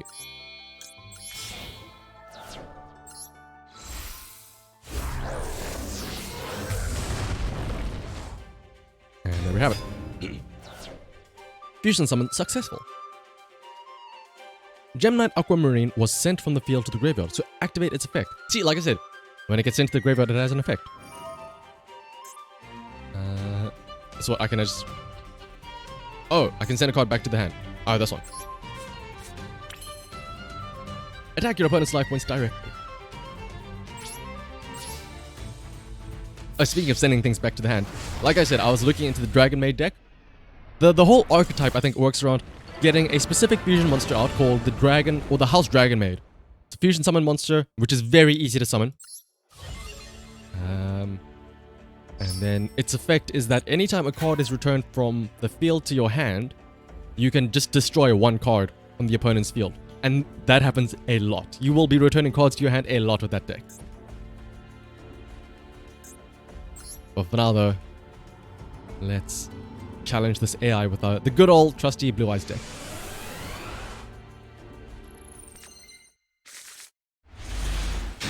Ooh, technically speaking, if we can get a fusion, we can summon Lord Dragoon already. With Divine Dragon Ragnarok and the Hex. Oh, we can actually kill it. I was going to use Lusted Dragon and the Rush Recklessly, but instead we can just use the Axe Dragonute. Get rid of that. See, this is why I like these AI duels. Turns are like a regular Yu-Gi-Oh episode of the anime, where the most complex turn is I lay one monster in attack position and one face down card and end my turn. I'm actually curious now. I should go back and watch I should go and watch an episode of the new Yu-Gi-Oh series and see. Do they still explain everything they do? Uh-oh.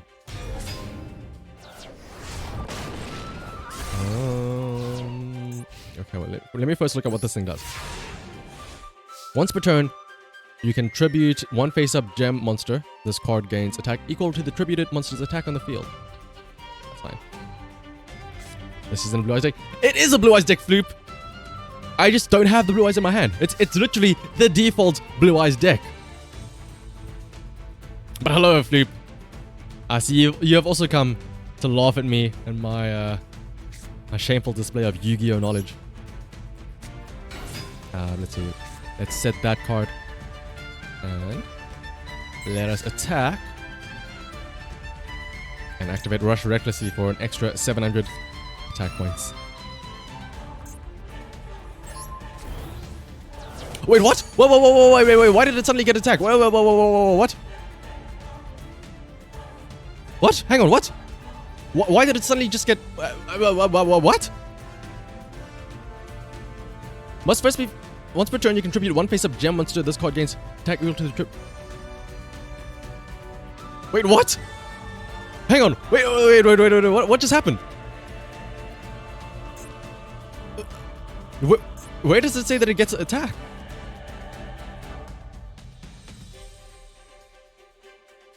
Wait, did I accidentally click on giving it the 700 attack? Did I mess up and... Did I give him the 700 instead of myself? Don't tell me that I... Let's check the logs. Let's check the logs.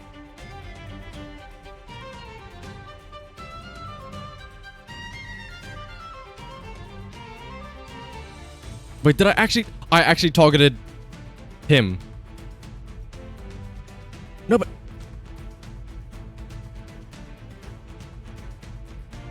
Oh, no. Oh, no.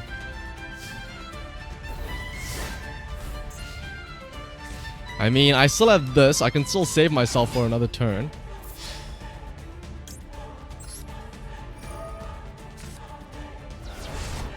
Oh, no.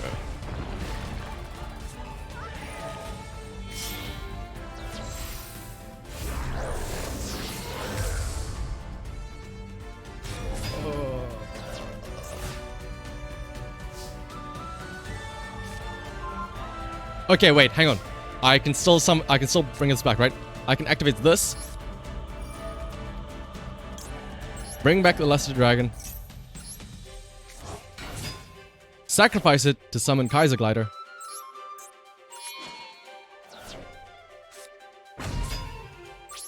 And there we go. Wait, what did I just do there? Oh, that was Icon activate effects. Okay. Woo.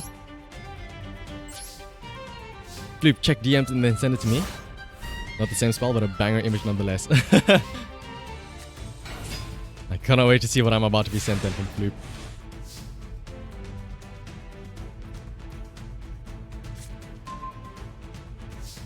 You added me on Twitter. Okay, let's have a look and see what did I do.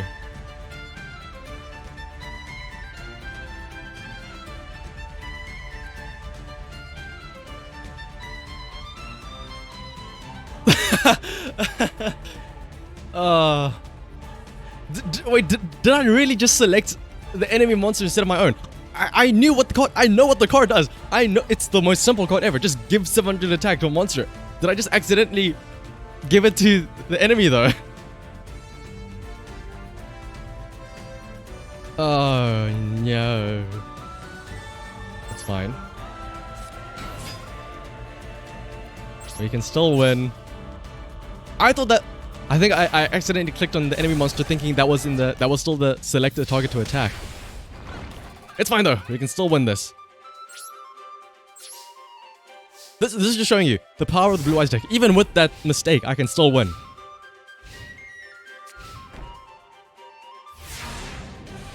Yeah, at least it is story.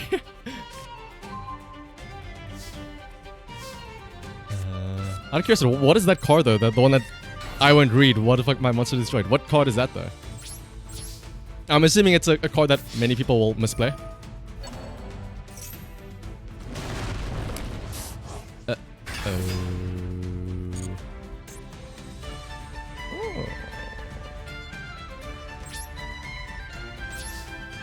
Wait till you can summon Blue Eyes Chaos Max turn 1. I know. I mean, I've seen... what is it? People have been summoning Blue Eyes alternate. I mean, isn't that pretty easy? All you have to do is just get the material and get the tribute or get the ritual card, and then you can summon it, and just hope that you have a Blue Eyes in your hand. And then I'm pretty sure there are cards that facilitate being able to pull up the card, like the ritual and the Blue Eyes directly into your hand. It's a card many people misplay against. It's a signature card of a Cinderella themed archetype. Ooh. Alright, surely though, we're gonna win here. Even with that misplay, still win.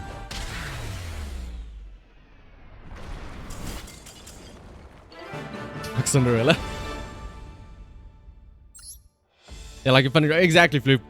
The dragons. Are you also a fellow dragon enjoyer?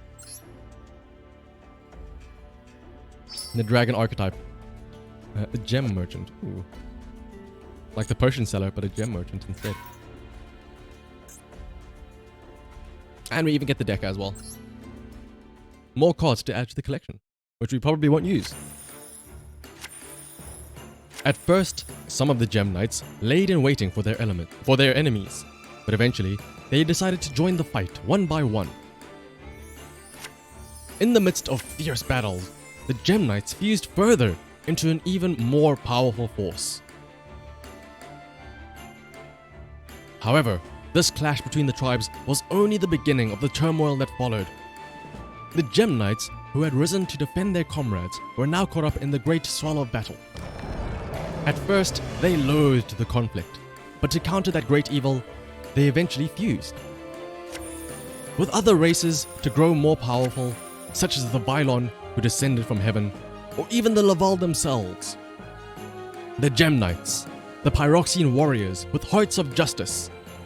Their fate shall unfold in glorious detail in another tale.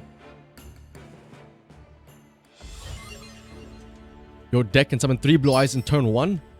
Oh my goodness. Let me guess. Blue Eyes Alternative Dragon. You reveal a Blue Eyes and then summon one. And then there's that spell card that just literally straight up play a Blue Eyes. What else is there? That's the best I can think of. 5 Blue Eyes in 1 turn. Oh my goodness. And I thought what was it? The Japanese person who I played against online who summoned, who played the Karakuri deck, they got like 2,000-3,000 attack monsters on turn 1 was scary. And then here you guys are with 5 Blue Eyes turn 1.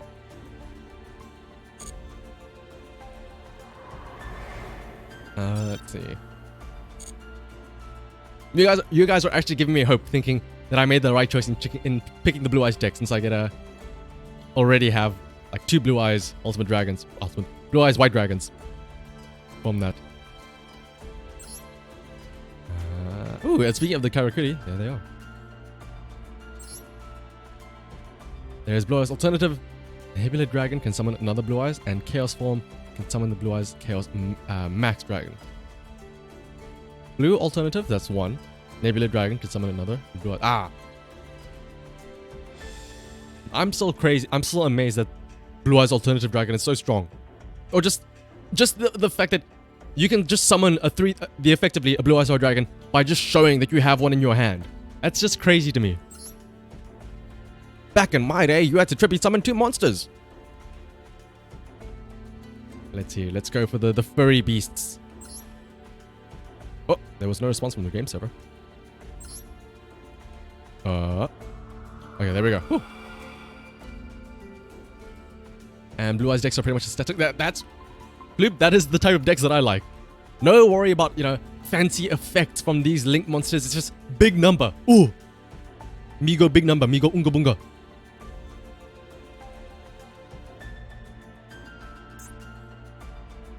And it can just destroy a monster. Oh yeah, like you You sacrifice your battle phase, right? And then it can just, you target a monster and destroy it. Don't quote you on this. The last thing you heard about Blue Eyes White Dragon decks is that they're pretty powerful. Like can brick hard depending on your starting hand. Ooh. The Chimera can just say no you to Blue Eyes. Let's see. In ancient times, a great empire ruled the world. The city was prosperous, and its inhabitants lived in peace. War was a thing of faraway lands, and the aristocrats, unknowing of the danger, decided to build a great amphitheater, the Colosseum. Therein, gladiator beasts fought to the death for sport. Tournaments were held day and night to satisfy the latent bloodlust of the aristocrats. Long live the Empire! Salute the dying heroes! At the blast of a horn, a fierce battle would begin, in which the beasts would fight with claws, fangs, and any weapons available. At the Colosseum, those who captivated the crowds were lavished with praise. This spurred on the gladiator beasts, who risked great peril for the spectators' cheers. The Empire enjoyed the very heights of prosperity, but a small spark would set on the path to destruction. And with the decline of the Empire, the frequency of fighting tournaments decreased.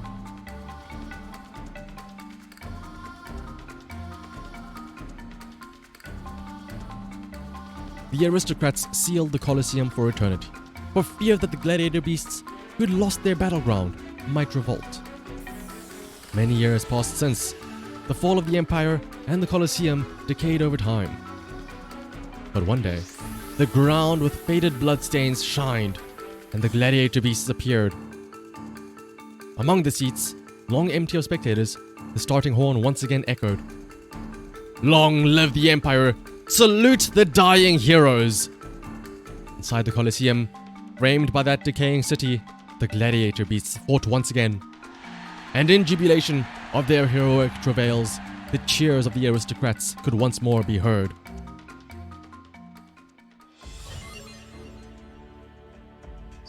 You're pretty sure one of the story quest line has near music. Oh my goodness. I mean, I will say the music is actually really good in the game. I think the battle music gets a bit repetitive though. I think there's only one song that plays on loop. You had a guy rage quit on you after summoning a bunch of monsters on his first turn. Wait, what? On his first turn, then destroyed your face down White Stone of Ancients. Why would he rage quit then if he had summoned a bunch of stuff? Wait, what does White Stone of Ancients do?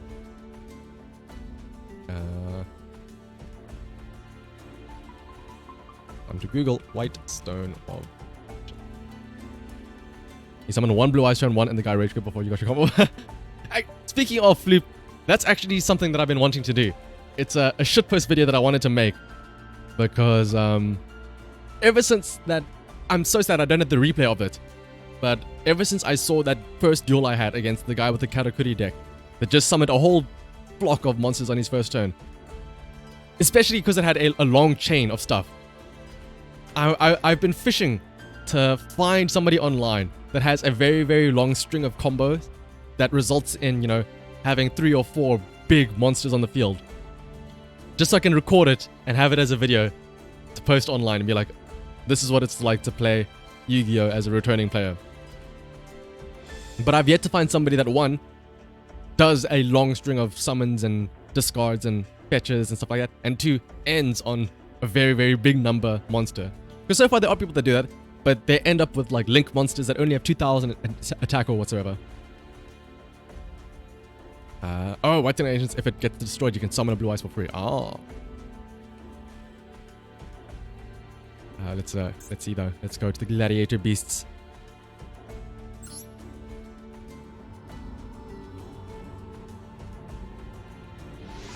I can see the video in my mind.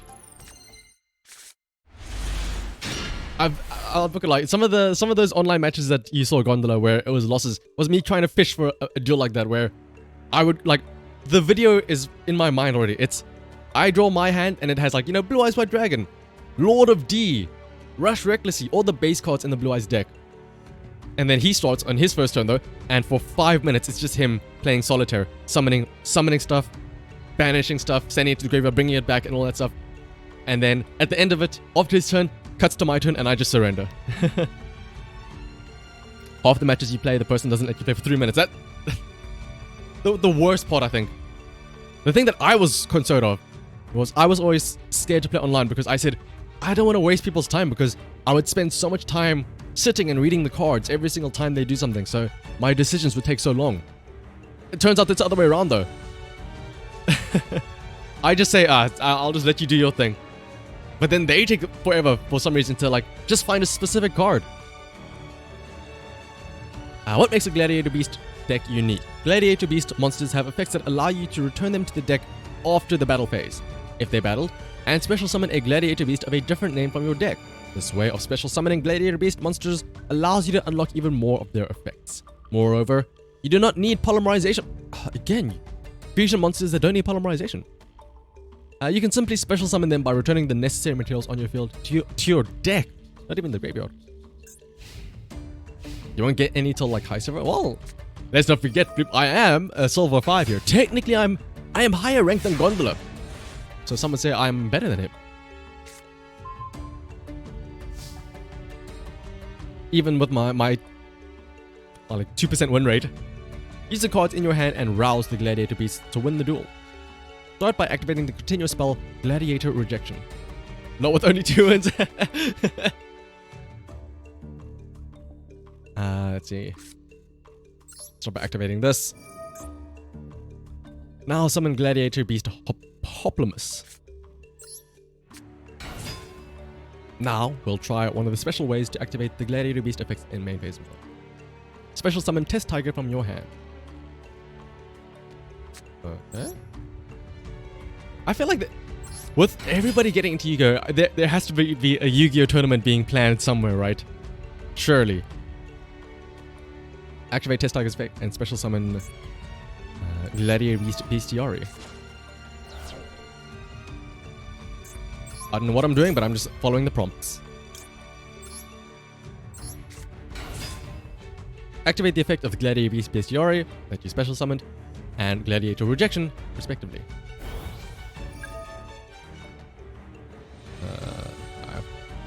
Which do I destroy either one? I don't know what I'm doing. I'm just following prompts. Special summon this.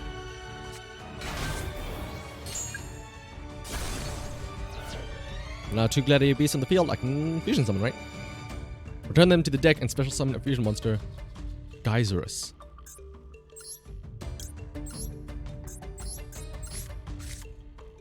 And there we go.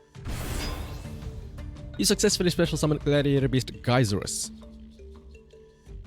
Destroy 2 of your opponent's cards on the field with the effect of Gladiator Beast Geyserus. Oh, so I just get to destroy 2 cards. 1, 2. And now we attack for game.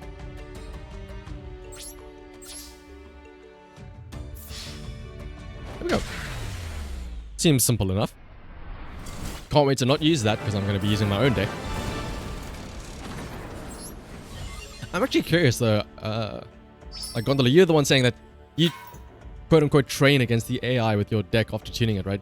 How good is the AI actually? Because I mean, from some of the games that I've been playing, if even this shitty Blue Eyes deck can beat it, I don't really know how well these AI would be for testing actual real decks. Let's see.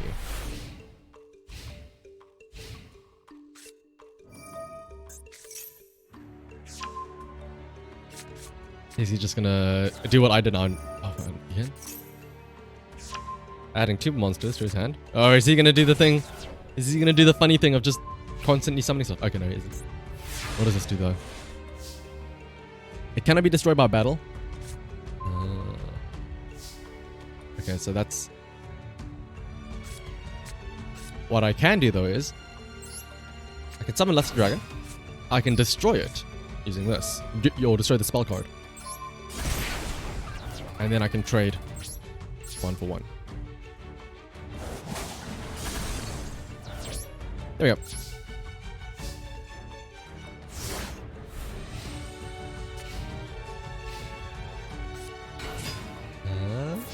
Oh, kind of wishing I still had that. Lusty Dragon. Wait, what? So is there no like limit? Can you just summon any other gladiator beast? Even something a level 7 monster? Oh no. Oh no. I'll just use this to save myself, I suppose.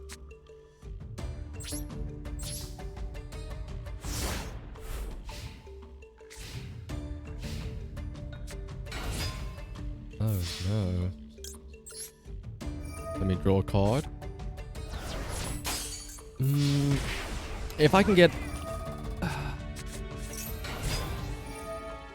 If I can get a Dragon of Strong Wind or something, that'd be nice, because then I can Silver Cry something and then summon it. Not that though.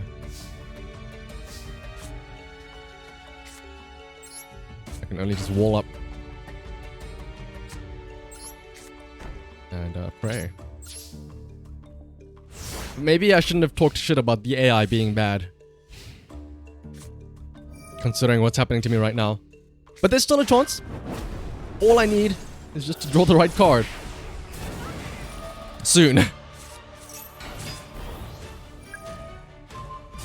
Oh my. Why is it always discarding a card?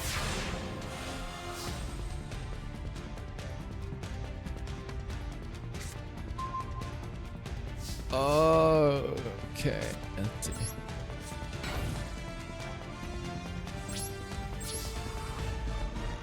Lust Dragon's cool. Lust Dragon is cool. I think, is Lust Dragon number 2 is the card I had.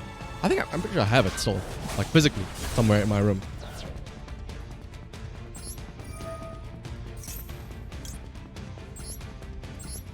If I remember correctly, Lust Dragon number 2 has 2,400 attack, I think. And it's a level 6 monster. Alright, now or never. Give me something good. Give me, Dragon of Strong Wind. Strong Wind Dragon. Well then. I think we all know how that's gonna end, so... Is there a way I can survive this, actually? No, there's no way. Mulligan! You need to stop playing with that yee-ass starter deck. I do have some decks in mind, like I said, Gondola. There's the Dragon Maid deck. And then there is there's a Tri-Brigade deck, which supposedly is a very good meta deck, but I don't know if I want to be a meta slave, though. That's the question. I will play with this yee-ass starter deck. I will make it work. I will become Kaiba himself and use his Blue Eyes deck. Even though this is a shockingly bad comparison to Kaiba's actual Blue Eyes deck. Let's see. That. The end. Also, I'm too scared to start spending gems. Oh shit. Let's go a second.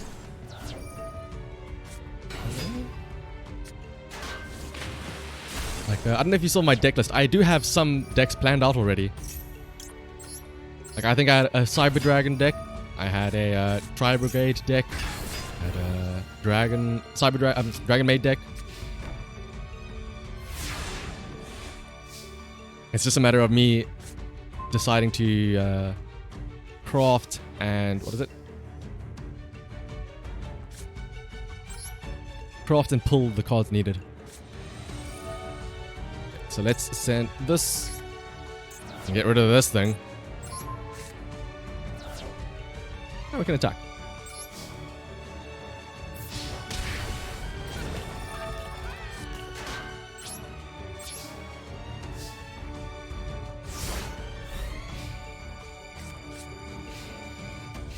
Maybe, maybe after this I'll go and actually build a deck though. Who knows? We'll see.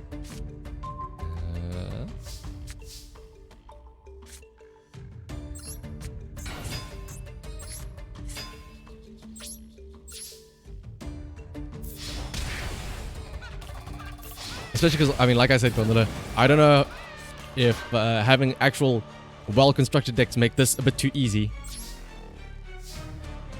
At least this is still a challenge with the starter deck, with how bad it is.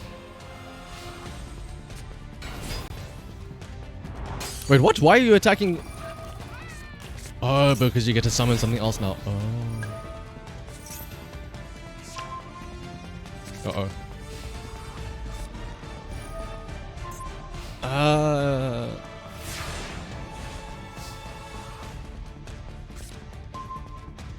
Oh no.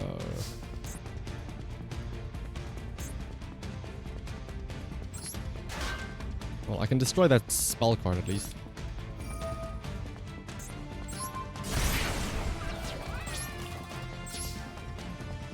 I really need to get a tribute summon monster next turn. Oh, is he fusion summoning? Starter deck is fine. Story online. Look at something. Oh, trust me. Floop, I'm very much aware of how bad the stompings can be online. Oh, perfect, actually. I will silver. Oh, it has to be a normal monster. Do I not have a normal? Okay, it's fine. I will still have 500 extra attack. Wait, what? Why did I not get the bonus attack? It had to be a dragon type monster. Ah! Why do I not read? Every time I've summoned it before, it always got the attack. It's because I always tributed a dragon monster. Oh no! Want to play your deck? You know what, Floop? Sure. After I get my ass handed to me by this AI, let's have at it.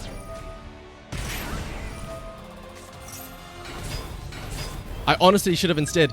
I should have just not summoned it instead. And saved it for later on.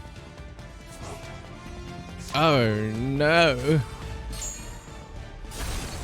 Oh no. Oh, he's still going on. And this thing's back out on the field now again. And he's summoning it. Oh no.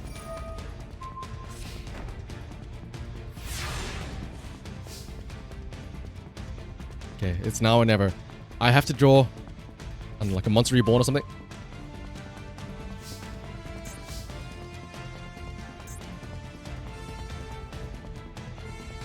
I think I'm gonna have to... I think Floop, I don't think you have to wait too long for that. There's no way I'm winning. Maybe you guys are right. Maybe getting a better deck, something I should look into. I wonder if the AI actually gets harder as the decks go down. Like maybe these earlier decks here are easy, and then as you get further down, like maybe this is like the toughest deck ever. The Legend of the Star Heroes.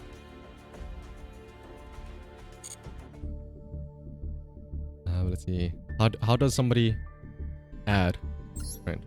First, so that Gondola doesn't get mad at me, let's collect our stuff. Oh, a soccer ball! Why is there a soccer ball in Yu-Gi-Oh? What is that? Is that a customization thing?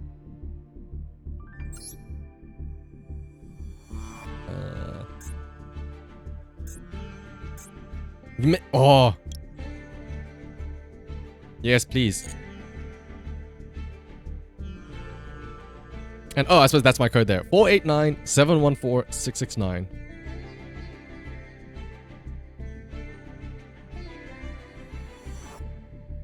What is data? Oh, is this gonna dox me if I look at data? What is that? Don't tell me it's not like my win rate and stuff, is it?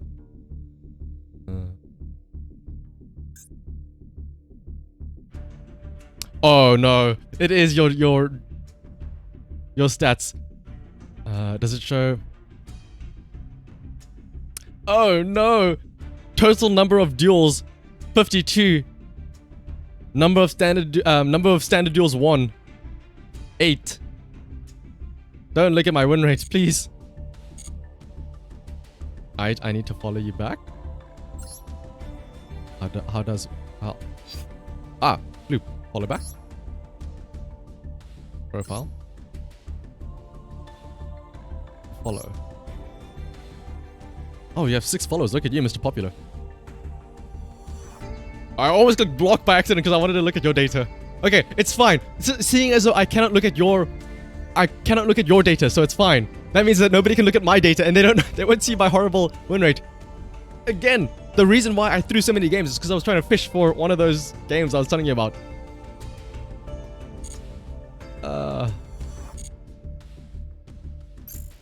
This is your first time playing Yu-Gi ever beat, by the way. I'm sure it is, Flip. I'm sure that's not a bluff at all. I'll create a room. Just the two of us. A very intimate match between the two of us.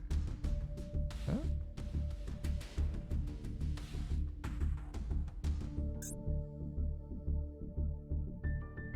I don't know how to invite you. Oh, you invited me to room. How does this work?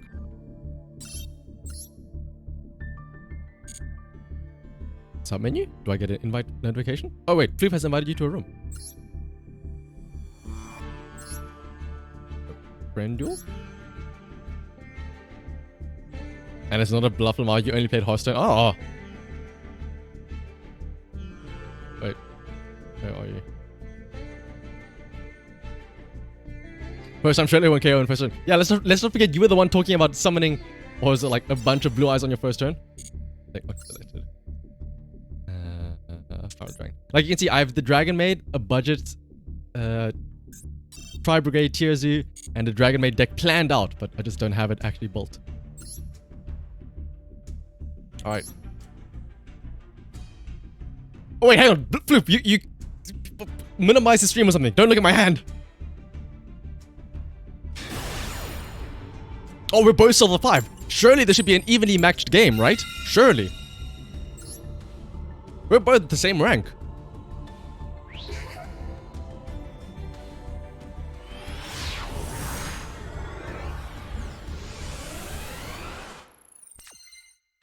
Let's see.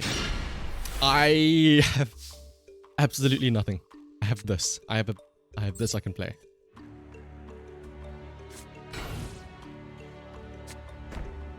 I'll set 3 face down cards, so it looks like I have a lot of stuff ready. Doesn't this look intimidating? 4 face down cards. You don't know what any of them could be.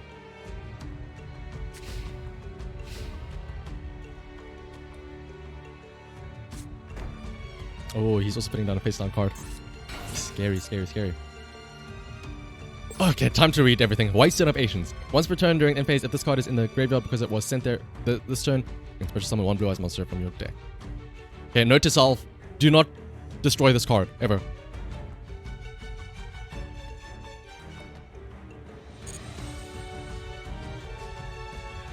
How do you even get rid of this card then without having them summon a blue eyes? Don't tell me he's gonna do it anyway. Oh, you can link summon. Oh, of course you can link summon stuff. I completely forgot about that. He's doing link shenanigans. He's using the dark arts of Link. Well, what is this now? You normal special summon a non-token monster. You can draw a card when an attack is declared, involving a first monster and a monster you control that is a level 5 or higher.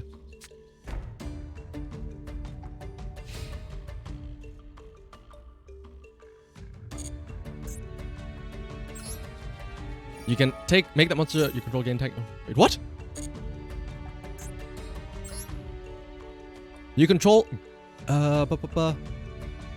You can make that monster you control gain attack equal to that monster's attack.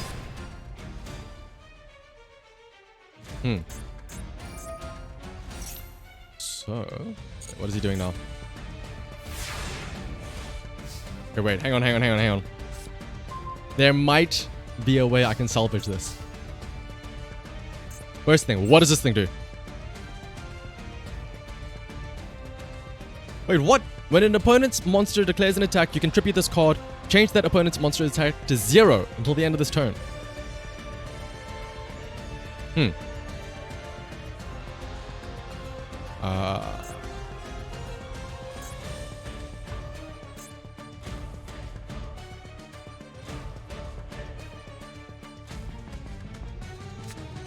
I'll Hail Mary this.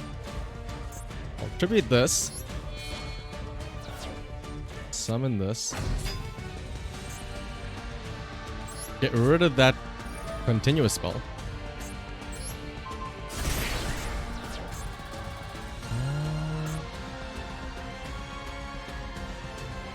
Thing is, if I attack this, if I attack anything, he's just gonna make my Attack 0. I can't attack the blue eyes. I'll just attack this thing. He's gonna probably do the thing where he tributes it. Yeah.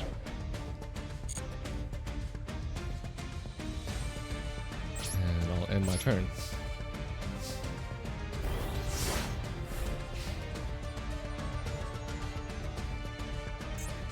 To be fair, at this very moment right now, I am ahead.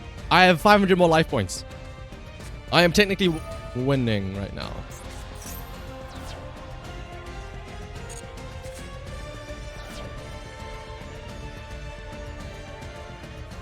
Oh no. I do not like all of those face down cards.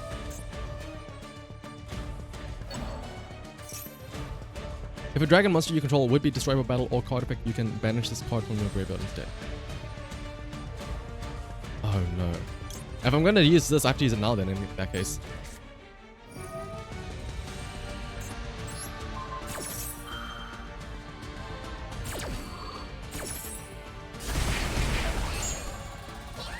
Because he's gonna summon back the blue eyes.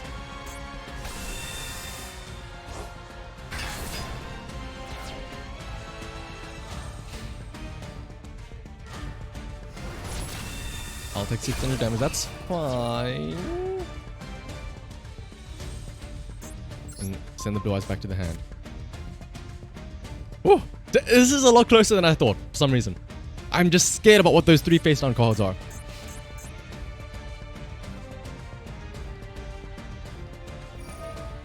Wait, what? This card is in the graveyard because it was sent there this turn. Oh! You can banish this card from the graveyard, then target 1 blue eyes in the graveyard and add it to your hand.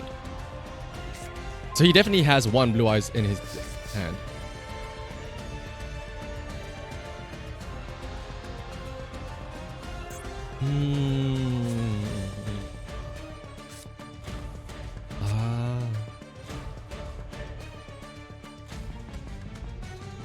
I kind of want to say... I don't want to summon this, actually.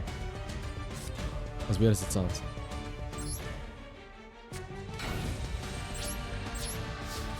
Because it won't get the bonus attack. Like, the whole thing about this card is that it gets bonus attack if you tribute summon it with a dragon-type monster.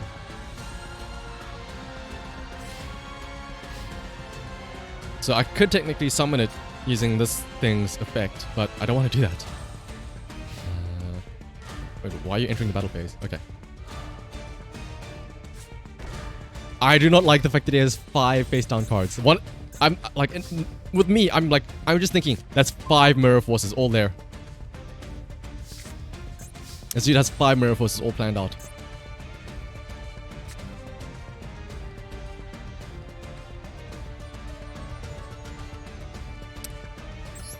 I'm too scared. I'm just gonna, you know what? Oh wait. He's I'm almost sure that he's bluffing. Wait, isn't this your opponent cannot target? This is like the card, right? Like the thing that holds everything together. You cannot target blue eyes white dragons in your monster zone. The card effects. This face-up card is sent from the spell or trap card to the graveyard. Destroy all monsters you control. And every single turn it gets to special summon 1 blue eyes white dragon from the hand or graveyard. Oh, if only I had the stamping destruction for this now.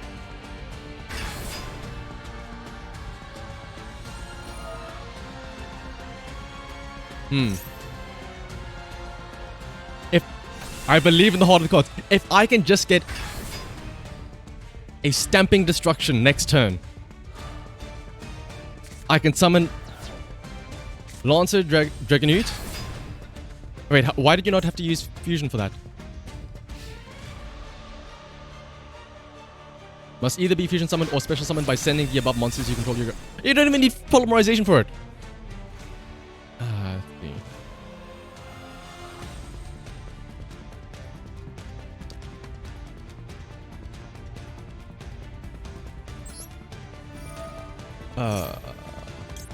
I'll just summon this for a meat shield. I'm absolutely dead, Senatori, don't worry. Oh, what is this? There's rivals. If you control Blue Eyes White Dragon or Dark Magician, negate the effects of all face-up monsters your opponent controls at the end of this turn. I mean, I don't know. To be fair, I don't think that effect would have saved me. Okay, here is where Heart of the Cards matters most. If I can just draw another Stamping Destruction, I can summon this guy and then get rid of the True Light, wiping his monsters. Okay. It was a spell card and I got excited. You know what? This thing gonna be enough. Floop, you will not kill me. The only person who can kill me will be myself. I will attack.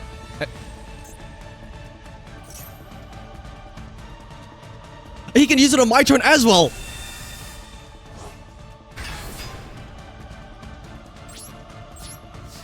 I will attack you. You will not get the satisfaction of killing me. I will kill myself. I will go out on my own terms.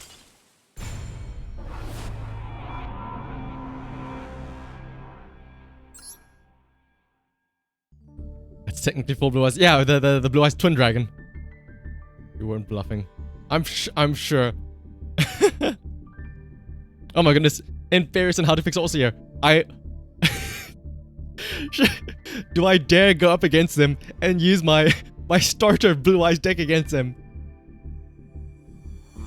You just played 15 hours straight yesterday? I mean, to be fair, I've also been playing a lot recently. But I've been playing with my shitty Blue Eyes deck. I have been researching, I have been watching the Yugi tubers and learning. And the Koreans be cracked at Yu-Gi-Oh! Vesox, that's what I was saying. I wish I still had the replay available. I wish I had saved it. Because the first 2 games I played online, on stream, were against people using starter decks, and I won. And I thought, oh wow, this is easy. I mean, it's so simple. The moment I ended the stream, I played one more online game, and I faced... The guy even had a Korean... I think it was either Korean or Japanese. It was some Asian name. And, needless to say, I got my ass handed to me. Let me actually see if I can pull up the screenshot.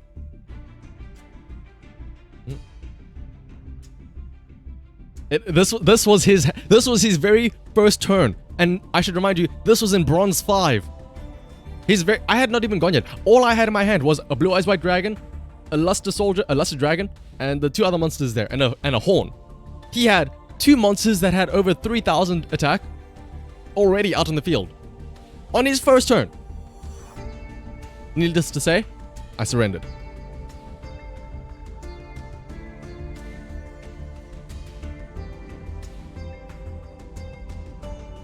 Remember, Alt F4 is a combo as well. Yeah, it's true. And no card can negate the Alt F4 combo. Paul played versus a Korean guy with the name Kaiba and a Blue Eyes deck. Oh, that's... I mean, you can change your name whenever you want, right? So that's kind of a cool thing. I like games that allow you to change your name. Yes, too many Blue Eyes deck.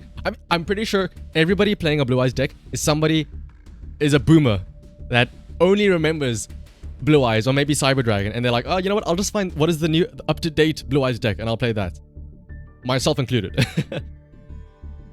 You can send you my deck. Oh, actually, can I not? In the replay, can I not just look at it as well?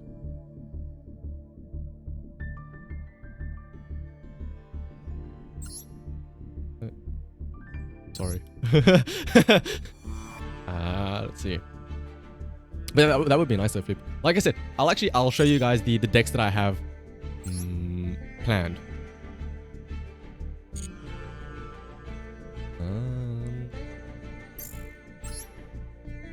So there is...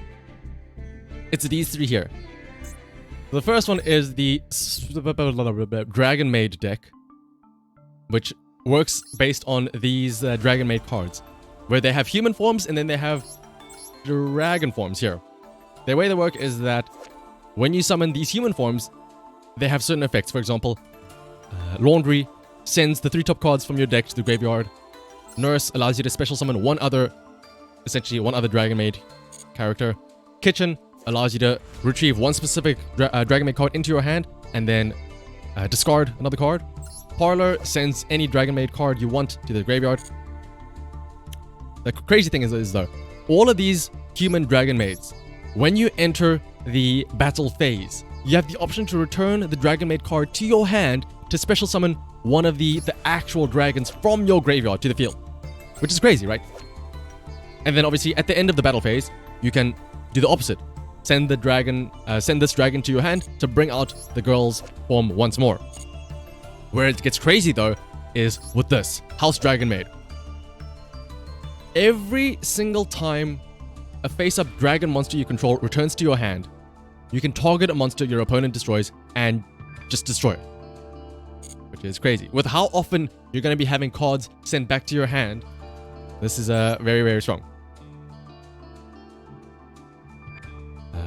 Furry dragons, exactly. Your deck is super expensive though in terms of yours. Yeah, that's the thing. You'll notice there are no ultra rares in this main deck here. Only 4 ultra rare, and these are like the big monsters, the fusion dragon maids.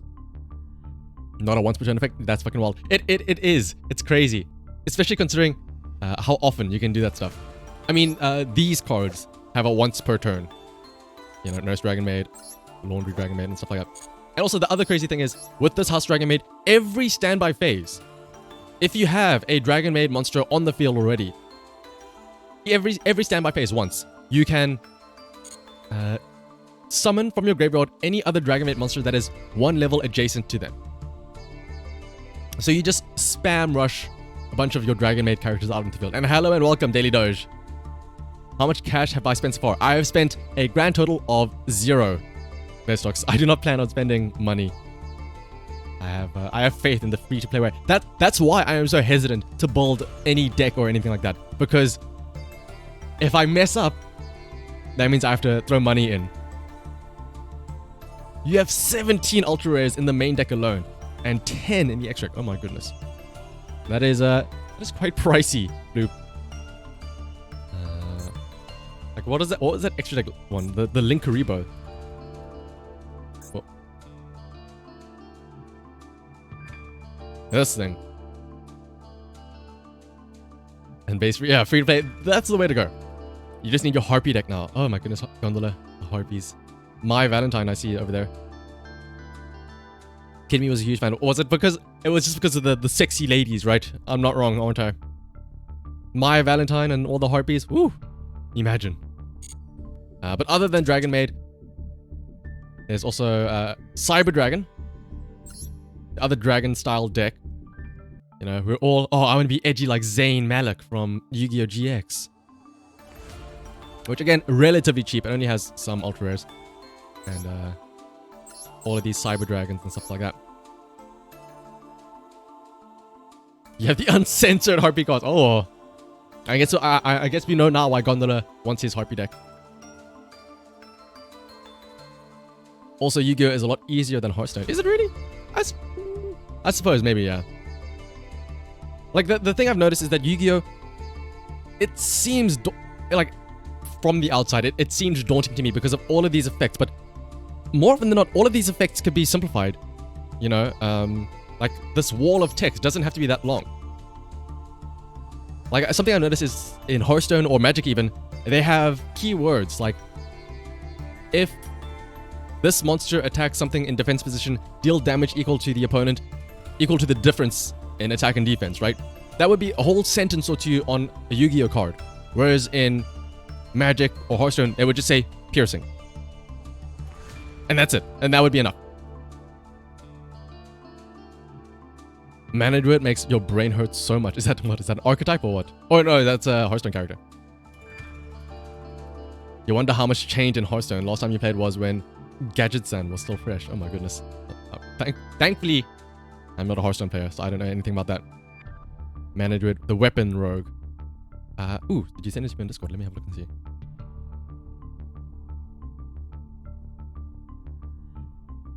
Ooh, thank you for that, Loop. I'll have a look into it later on. Yeah, he gets 10 mana on turn 1. That's actually crazy. Yu-Gi-Oh! Is simpler as long as you're not against a 10-minute link synchro. Yeah. Like I said, learning and understanding the whole synchro XYZ link mechanics was a lot easier than I expected. It's really simple. The pendulum summons, all that stuff. The difficult part is learning what every single card does. Like, if I just pull up a random card here. Pull up a random one. I mean, how would you know what this card does if you have not seen this like so many times? And look at how many cards there are to know. I suppose though it simplifies down eventually, like there'll only be a couple of meta decks and oh yeah, we found the elemental heroes.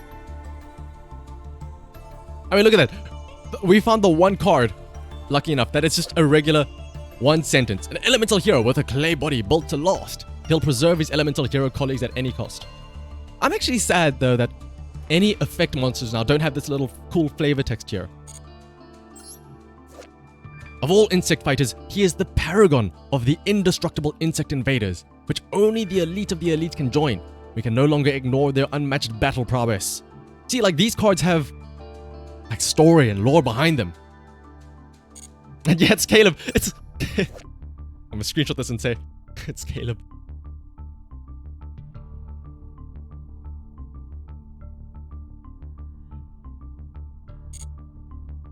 And yeah, just find one deck or two you enjoy and keep it a guess. Yeah, exactly. Like I said, the Cyber Dragon, the Maid Dragon, or the Tri-Brigade stuff. And the Element Saber is nice. Like, I think actually that solo mode is actually really nice. I mean, like I was just saying now, not getting to see the lore of some of the cards here. You get a whole little expose on everything on all the cards, and then you get to use them yourself and learn how they work. It's like the solo mode is actually really nice. I hope that they add more to it though. That's the only thing. I hope they add more to that solo mode. Like maybe introduce other lore or other card archetypes. And I wonder if they're ever gonna do like Legacy of the Duelist style, where they introduce like themed battles, like play against Yugi or play against Kaiba and stuff like that. Or who knows? Maybe that's what the because they are. I mean, again, the game just came out 2 days ago. It's still possibly going to be event stuff, so who knows? Maybe Gondola was talking about the tag duels. Maybe that's going to come in later on. An event duel. Maybe there's going to be some other stuff. You think it's funny that the long name cards have even longer effect names? Yeah. Galaxy Eyes full armor. Goodness. Galaxy Eyes. Look at all this stuff. And again, I feel like a lot of this stuff can be condensed, right?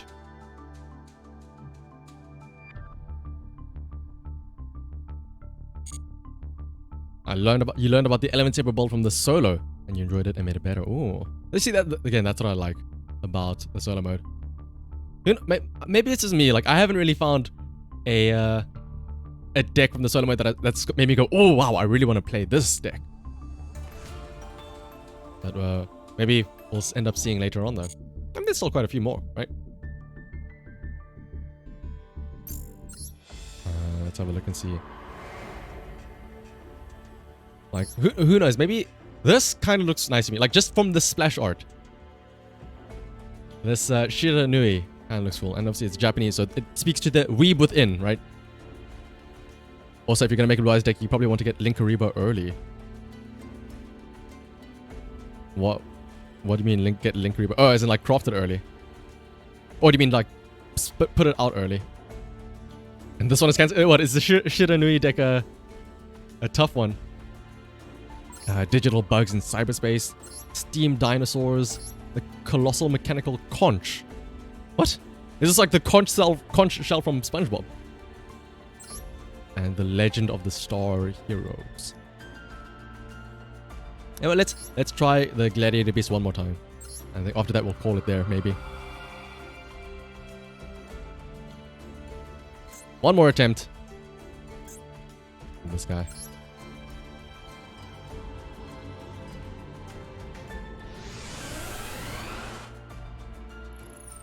Surely this can't go as bad as against Bloop, right? Oh, we already have Lord of DN. Oh, if we can just get a Flute of Summoning Dragon.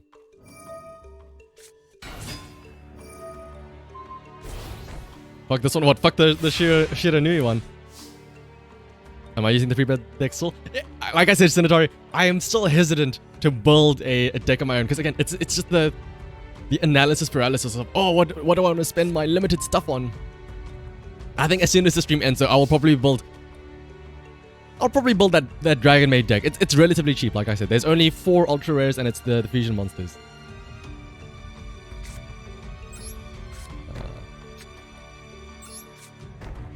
And then after that, we'll see.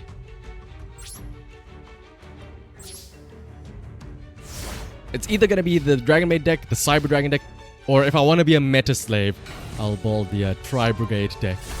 Because again, I'm still not sure how important it's going to be to like win in the ranked and stuff like that. Go commit. The Dragon Maid deck looks simpler to make. You know what? I'll do it. Actually, you know what? I'll do it. I'll do it right now.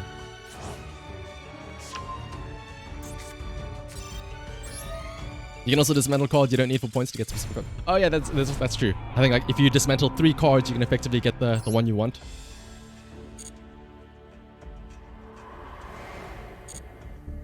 Alright, decksmiths out there, I need your assistance. So I know in order to get the Dragon Maid like secret pack, I need to craft a super rare or ultra rare first from the pack. So question is, do I craft the ultra rare or a super rare? I should just craft an ultra rare, right? And then that should unlock the pack. And then I can do a couple of pulls in there and hope that I get a significant amount. How to obtain? Yeah, the Dragon Luster is currently locked. The thing is, I feel like I can build most of this stuff, right? It's just 1, 2, 3, 4, 5, 6, 7, 8. 8 super rares and 4 ultra rares.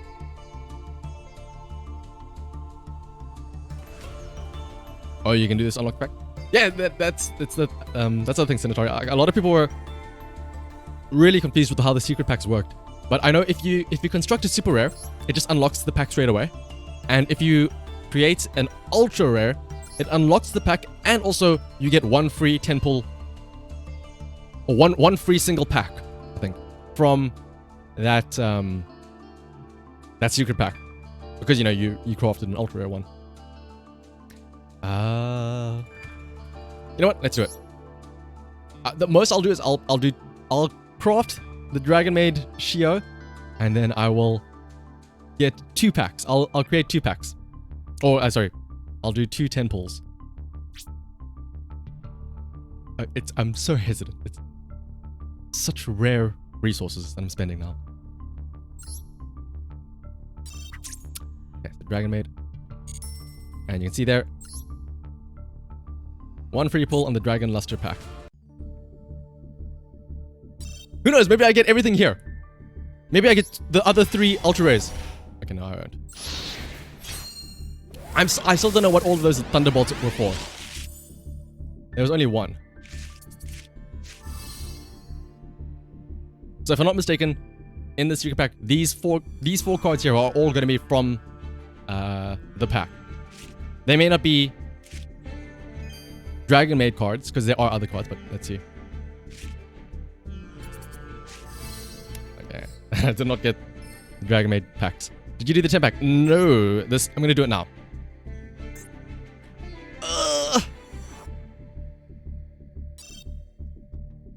It's a lot. As a free-to-play player, this hurts, but I'll do it anyway. I'm committing, Senatari, I'm committing. Please. No ultra rares. Okay. Good start. What a waste of 100 points. No. That wasn't, I didn't have to pay for that 100 points. Or I didn't pay 100 points for that. That was a free pack that I got because of the fact that when you craft an ultra rare, it unlocks the secret pack, and also you get 1 free pull every single time you craft an ultra rare. Okay, so those are going to be nothing. It's these 4 cards. These 4 cards are the ones that are going to be possibly from Dragon Maid stuff. There's the send-off. All 4 of these cards are in the deck. That's perfect, actually. All 4 of these cards are in the deck. Of 1 single lightning spark. This is going to be a horrible pack, isn't it? Okay, Dragon Maid changeover. I need that. And Dragon Maid tidying. I need that as well. 3 spark. I don't know what these sparks mean. Maybe it's the... Oh! Wait, isn't this ultra rare? Maybe this is... Please let this be a Dragon Maid card. Yes! Yes! I'm doing it! I'm building the deck! Oh, that's actually so useful.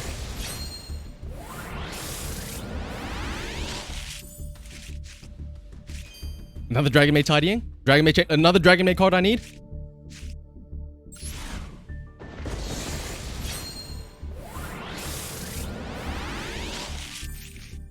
I don't care what any... These 4 cards on the left are never going to be... I think these 4 cards are always going to be like from any single card possible. And there's only these 4 cards that are from the pack. More Dragon Maid cards. 2 of them are Dragon Maids. That's nice. Oh! This is good, right? This is good. The dude cutting the card. This is really good. Okay, it's a super rare at least. To be fair, we haven't gotten any of the Dragon Maid super rares just yet. Never mind! We did get a Dragon Maid super rare! It wasn't even the one we were expecting. Okay. If this is another Dragon Maid super rare, that's gonna be nice. It is! Okay. And we have another cut in? Oh, it's a super rare. It's on the side. Okay, we have 2 super rares for some reason. Isn't this like... This is Utopia. I know this is a very strong deck, the Utopia archetype. Okay, nothing of use. Okay, we got the Dragon Maid at least. Or Nurse Dragon Maid. 3 sparks. I still don't know what the lightning sparks indicate. Oh, and we got Tri Brigade Revolt. That's good for a Tri Brigade deck if we ever make that. Another Dragon Maid downtime. That's useful. Another Dragon Maid SR.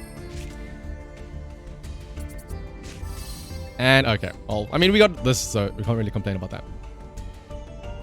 It's gonna sound silly, but I'm kind of disappointed that none of our foils or glossies are from the Dragon Maid set, but beggars can't be choosers, right?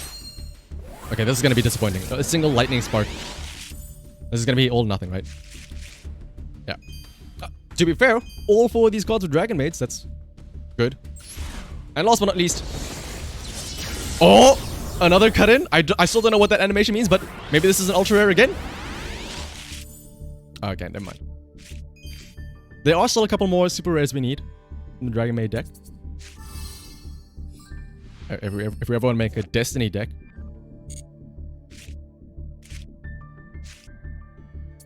And... Okay. You found a new card pack. Alright, let's actually have a look and see what that's done to our deck right now.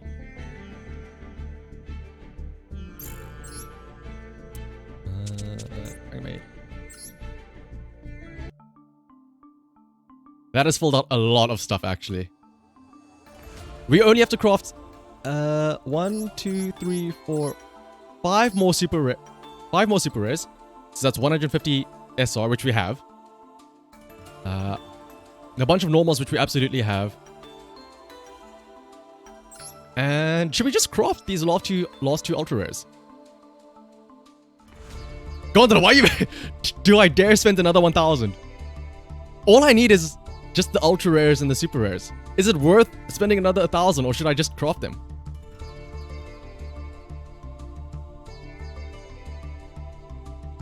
By points, do you mean the gems to buy another pack? Because, I mean, these are also points. Crafting points. Am I about to be peer pressured into buying another pack?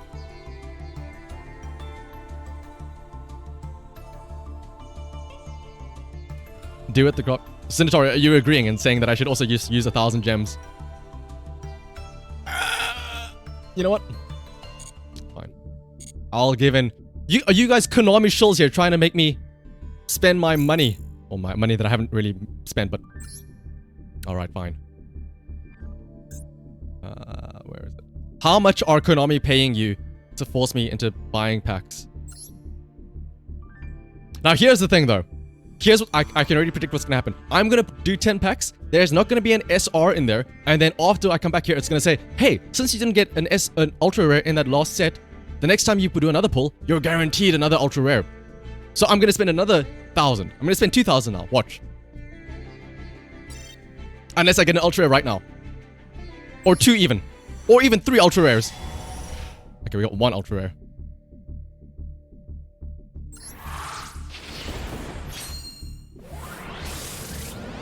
Let's see what we get. Oh, hang on. That's a super rare, right?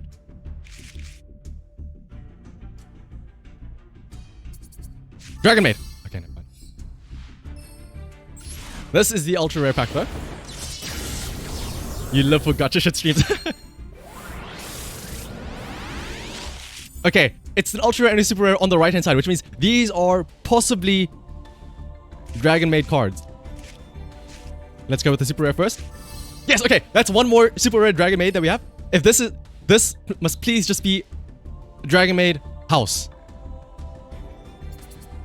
Dragon Maid! Oh, okay, never mind. Starry Night, Starry Dragon. Who knows? There could be a chance for an ultra rare to appear later on though. This is gonna be a random super rare. Rivalry of Warlords. Oh wait, I got a foil Dragon Maid though. That's nice. This is gonna be nothing.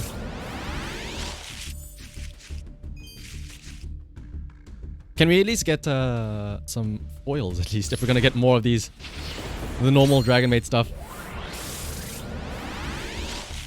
Oh wait, what? There wasn't even a. There wasn't even there was no indication. Was this? It was just a gold pack. Okay, there's still a chance. Dragon Maid House, foil. Here it comes. Yes. Okay, that's 1 less. That's 1 more Dragon Maid shoe. I honestly, House is more useful. The Dragon Maid House, the girl form is a little bit more useful, but I can't complain about that. And thank you for following. Just trying to live, really. Maybe it's thanks to your follow that was blessed to be the Dragon Maid Shio.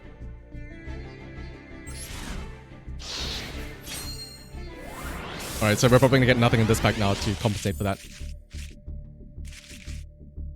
Oh, more Dragon Maid nurses. How to fix? Oh my goodness. I just got schooled by Floop, so you know what? Sure, how to fix after I finish making this deck.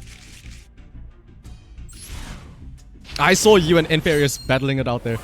But if I'm not mistaken, to fix, don't you also have another ultra rare? But it's a random one. You also have a Dragon Maid deck, don't you? How to fix? Well, you teach me how to use the Dragon Maids. Hey, we got a foil for the Parlor Dragon Maid. Yeah, what is this random ultra rare going to be? Maybe it's gonna be the Link Rebo. You know, the virtual world beast, and it's a foil as well. Wait, no, is it? No, it's not. Oh, it is foil. Yep, boat goblins, as expected. Very on brand, as Vestok said. Another super rare, but it's a random one. Or a nice deal.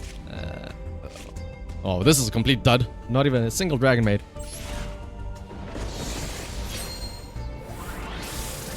Last pack of the set is gonna be empty.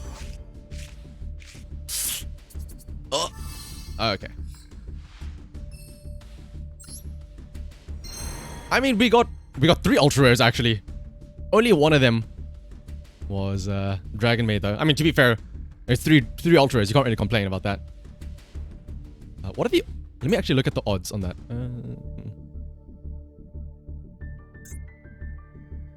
I actually haven't even checked. What are the odds on getting ultra rares in these packs? Odds. Oh, there it is. An ultra rare is 2.5%. Oh, sorry, hang on. Cards are numbered 5 to 7, so on the right hand side there. 2.5% chance as well. Are there only 4 ultra rares in the set? Okay, so there are only 4 ultra rares. So there's a 2.5% chance that the cards on the right are an ultra rare, and of those, if you do hit that 2.5% chance, there is essentially a 50-50 on whether you get a Dragon Maid card or one of the other Starry cards. And 2.5 is actually really generous. Most games it's like 1%. To be fair, actually no, yeah, that's very generous. Anyway, and I think a nice thing about this pack is half of the ultra rare features are the Dragon Maid cards, which is nice. Like imagine if you're trying to build a Starry Night Starry Dragon deck. There's a quarter of a chance that you get the actual one you need. Let's have a look and see what that does to our deck, though. Surely we have almost everything we need.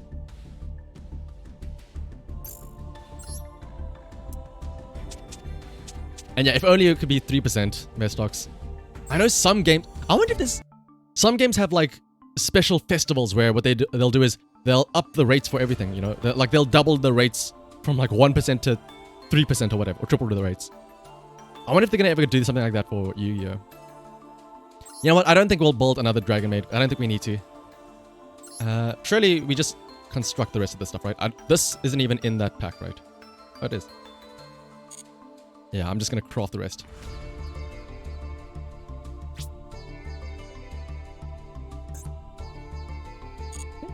Yes, I should craft 2. Oh wait, hang on. You can craft foils. I thought that when you craft them, they're always non-foil. That's crazy. Then that you can. There's a chance they can be a foil card. That is new. Craft you.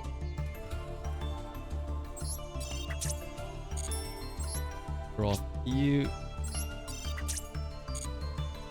Craft you. Craft you. That's actually this is gonna be stupid, but I did notice I had some foils, and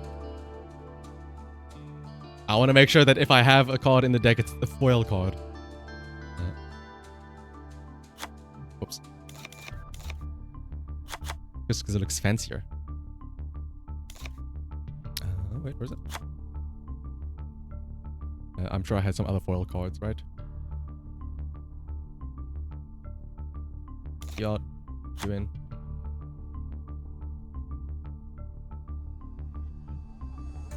If you want to be a real gamer, you can run a Spring Blossom. Do I not have a Spring Blossom in this deck? Oh, I should have, actually. Which I did buy, I remember. Ash Blossom, and then what was the other one? Lightning. Storm Point? Lightning Storm. And what was the other one? Solemn Judgment. Wait, what?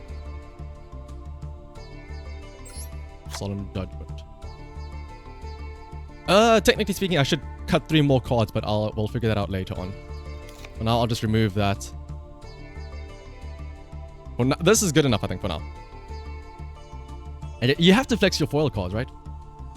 Also, wait, is there a banner for live twins at the moment? I can look Mestocks. Wait, twins. Wait. Do I have to actually type in the star?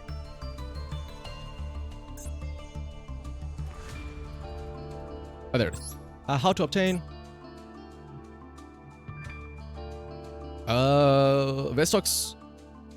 What you can do is, like I said, you can craft either the live twin, like one of the ultra rare or super rare live twin cards, and what that'll do is it will unlock the Electron Illusions pack, which has the rest of the live twin cards in them. Like essentially what I did here for the Dragon Maids.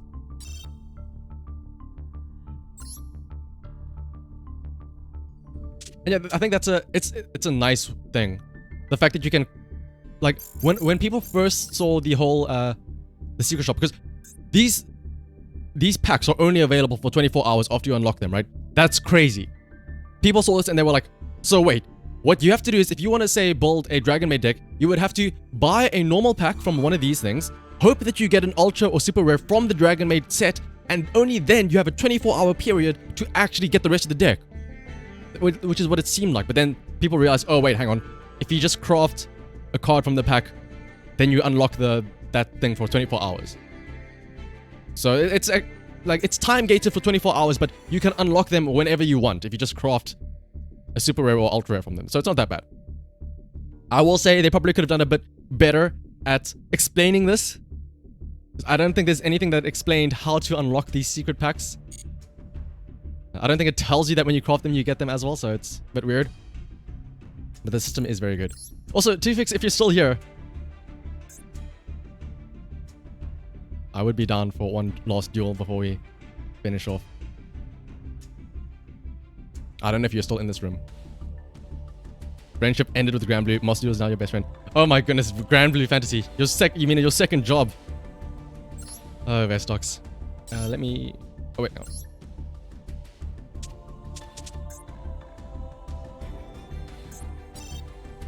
Selected. And Tufix. Oh, okay. Guild War just ended. So you're on break now, essentially, until the next Guild War. I'm glad I nearly got sucked into Grand Blue Fantasy at one stage. I didn't download it, but I played the online thing and everything, but then I stopped and I realized, you know what? Maybe I shouldn't.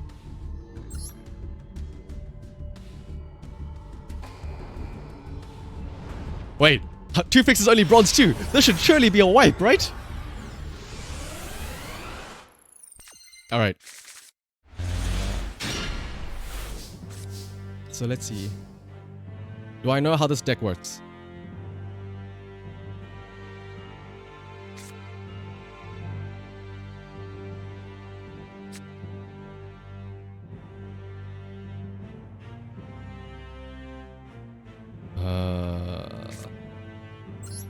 I shall summon you.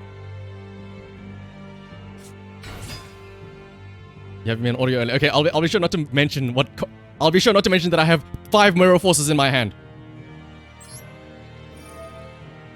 Actually, this will be nice because I can explain to you to fix what's happening. So I'll activate Kitchen Dragon Maid, which allows me to draw 1 card into my hand. I shall select Chamber Dragon Maid, but in order to do this, I have to discard 1 card from my hand to the graveyard, which will be Laundry Dragon.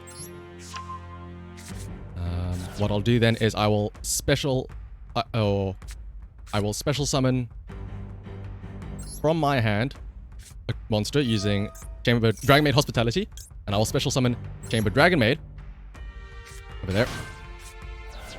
And using Chamber Dragon Maid's effect, I can take 1 card from my deck that has Dragon Maid in its name and bring it to my hand. I shall use Dragon Maid Changeover. I'll use Dragon Maid Changeover to fuse both of these monsters. To summon House Dragon Maid. Yeah, how to fix it being a nice fair and square boy. I just have to make sure not to say what my hidden cards are. I hope that he doesn't know that I'm playing this Mirror Force face down. The more you play with the deck, the more you'll learn. Yeah, exactly. This is a learning experience.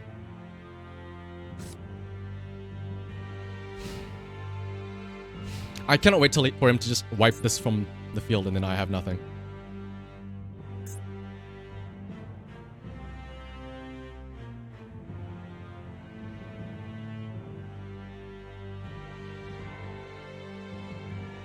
What all do I have in my graveyard? There probably was a better way to play all that stuff.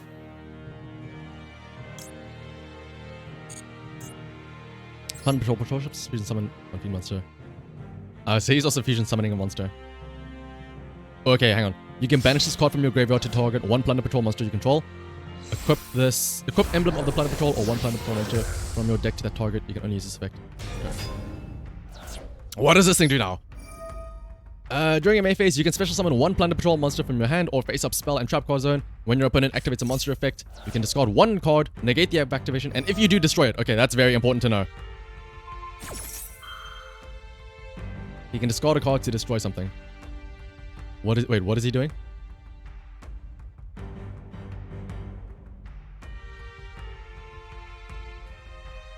I'll just let him do it. I don't know what it does.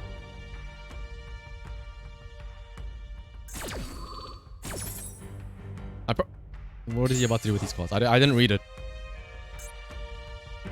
Wait, what happens when things are attached to it?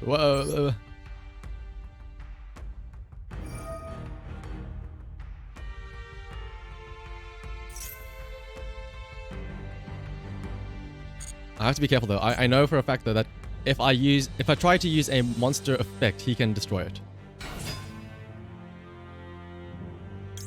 Activate this.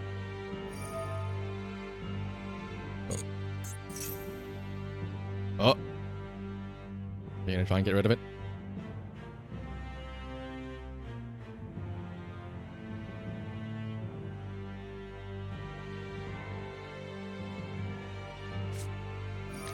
Okay, Mystical Space Typhoon. Fair enough.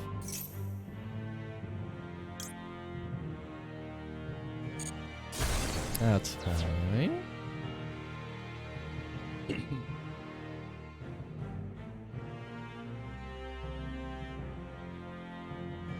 Currently filling out the survey. The fuck is a Duel Pass? Oh, so the Duel Pass Vestox is... it's literally just like a battle pass. I think when you play online... I think it's mostly when you play online. Like, I think it happens solo as well, but it's not as much. You'll get points that go towards the Duel Pass. There's 100 levels. And, you know, you get crafting material as well as some gems. The thing is, if you... it's, I think, 600 gems to buy, but it's this case of if you buy it... with the 600 gems, which you can easily get in-game, you can, technically speaking, get the money... or get the gems back if you make it to the 100... level 100. If you complete the battle pass, you will actually be net positive, assuming you finish the battle pass. Though.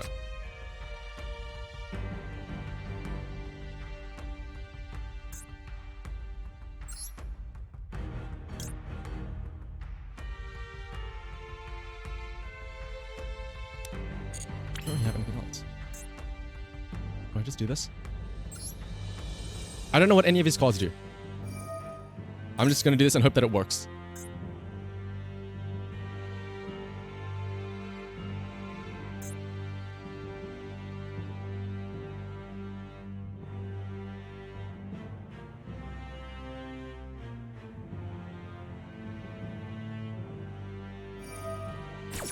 Okay, is he going to block my Raigeki? I have no idea what's happening. I'm too lazy to read Tufix's cards and what they do. Okay, he just gets to summon something for free, but don't I just destroy them both?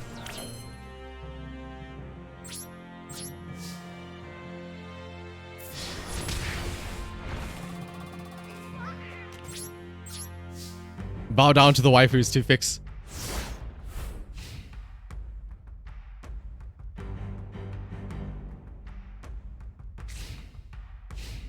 Here's the thing though, I don't know what his deck does. I am so worried that he's able to pull a comeback.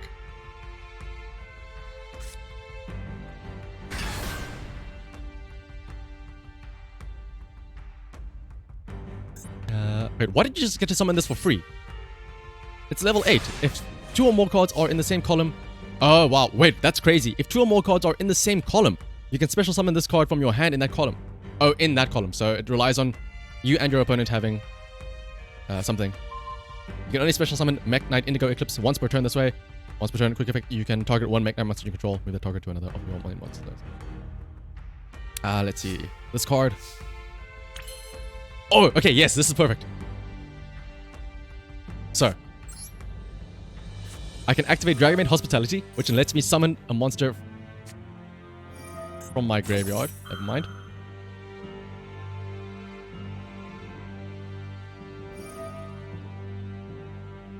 Wait, hang on, what is this making me do? What is this making me do? Do I still get to summon a monster from my graveyard? Or is this being cancelled? Okay, I still get to do it.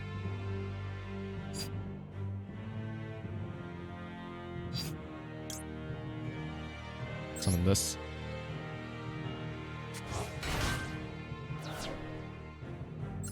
Activate the effect of Chamber Dragonmaid. I shall. And, wait, where is it? This. Take Dragonmaid Welcome. Activate Dragonmaid Welcome. He moves 2 squares to the side. I don't know. Something tells me that's going to come into play. Like, this square shenanigans, it's going to be like, oh, if there's no monsters blocking the way, you can just attack me directly or something like that. But let's see. I can activate Dragon Maid Welcome, and because I have 2 Dragon Maids on the field, I can... what can I do? I can add a card to my hand. And the card I'm going to add to my hand is... Kitchen Dragon Maid. Right? Then, I will...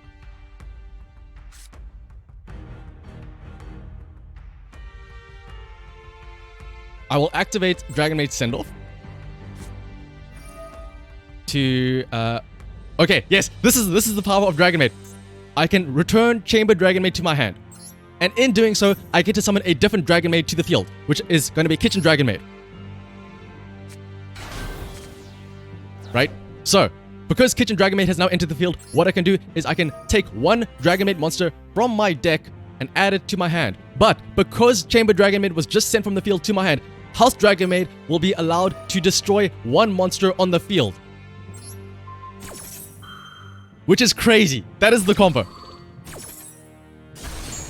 Now, Kitchen Dragon Maid will now allow me to draw 1 card from the deck to my hand. I will choose Dragon Maid Tink Heck, which is just Kitchen reversed. So, but now because I drew a card to my hand, I have to now discard 1 card from my hand to the graveyard, which is going to be the same card I just drew, Dragon Maid Tink Heck. Now, I can still normal summon Dragon Maid Chamber because I used the card to special summon the kitchen one. So I will normal summon her, and her effect will allow me... Never mind, I cannot use her effect. Here's the thing though. 3,800. I don't have enough to kill him. But as I enter battle phase, watch this. I can activate the effect of Kitchen Dragon Maid and Chamber Dragon Maid. What happens is I can send them back to my hand, which if he had a monster on the field, I would be able to destroy it because of House Dragon Maid. And I can summon the Dragon Maid Tinkek, which I just sent to the grave earlier in face-up attack position. Now, I can go for the heal. And in theory, at the end of this battle phase, this Dragon Maid would also be able to come back to my hand and let me bring back the Kitchen Dragon Maid once more, which again would allow the House Dragon Maid to destroy 1 more monster again.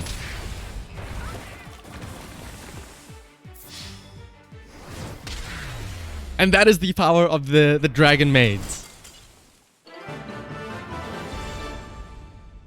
I so wish there was a way to type in the game.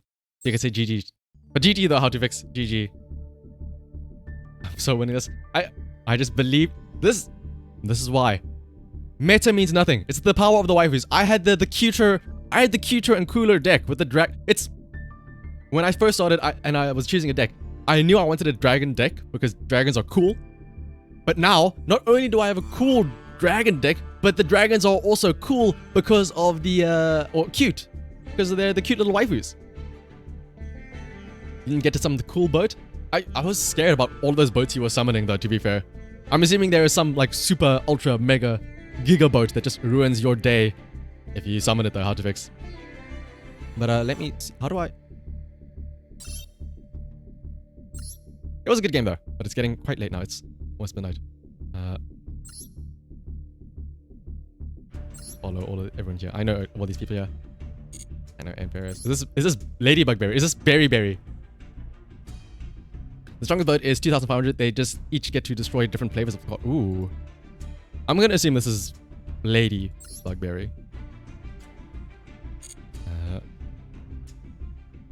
Who has the most wins here? Wise. Floop! Floop, you fool! Floop's guy. Oh, I just started playing yesterday, yet you have 5 wins.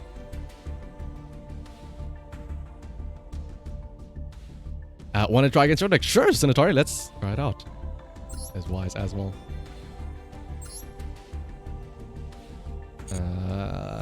Let me show my, my friend code? That you can add me.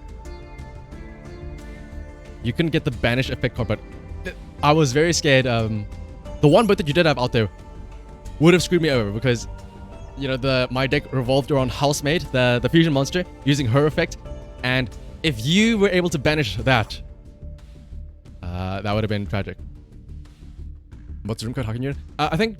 Oh, I'm not too sure. But if you follow me on this ID, Senatori, I can follow you back, and then I think I can add you to the room, if I'm not mistaken.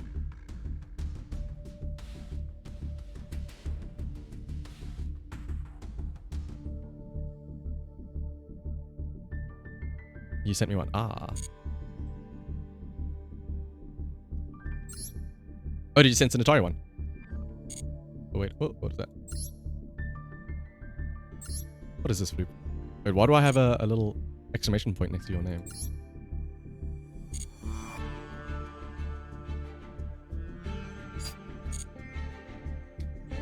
Followed. No, me. Whoa, what is... Oh, wait, I can go here. Ah, there it is. Profile. This is such a roundabout way to do this. I keep on accidentally nearly clicking block for some reason. Is this Condola?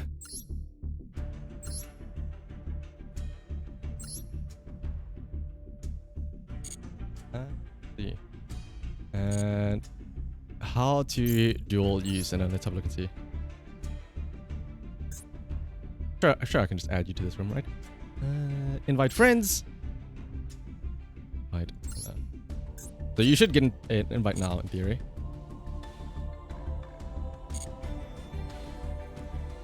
And of course, Frog is you, Gondola.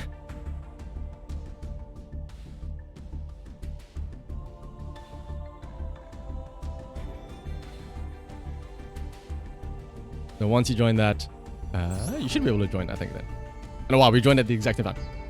So, here we go. Oh, 2 Kuribos. Who is going to be the Kuri best, though? That is the question. Okay, but you're Silver 1, though. So, this is not going to be good. Something tells me things are about to go awry. Oh my goodness, look at all this customization. Oh no. Just spam the game, you'll get Silver 1 easily. Trust me, like we said, like I showed Gondola earlier, having a whole bunch of nothingness still works. Let's see. I can use this. This. I think I did this in the wrong way. What? No, fine. Activate the Dragon Maid. Yes. Oh no. Don't tell me you have Ash. Oh, you have Effect Veiler. Oh no! Okay, well there goes my entire game. Well then.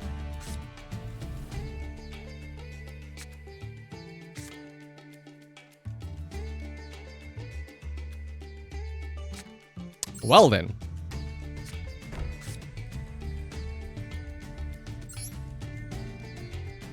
And it's still a chance. Hang on, let's see. If I get lucky here, Laundry Dragon Maid will mill the top 3 cards of my deck. I sent a Monster Reborn, that's not nice. I sent cards that I could have probably used. Oh, let's do this then instead.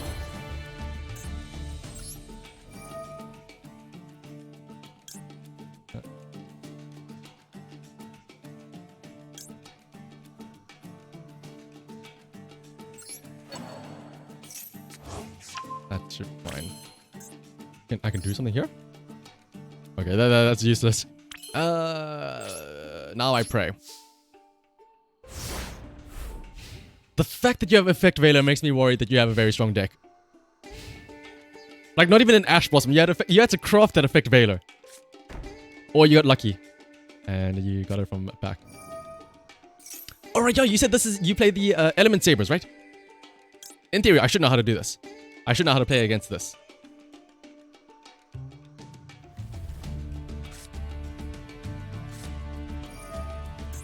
Shard of Greed.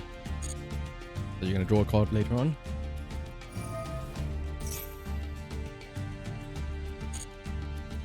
Oh, are you going to summon the Element Saber guy, but by sacrificing 2 cards from your deck instead? Yep, you're about to do that. That's what you're about to do.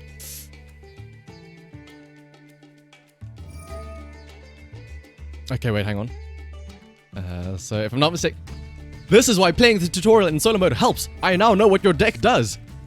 So you're gonna sacrifice a light, and what else are you gonna sacrifice? Light and what was that? Fire. Means that all element sabers they cannot be destroyed by effects, and your opponent cannot target it with card effects. That is the horrible choice. Not being able to target it with card effects is very, very tough.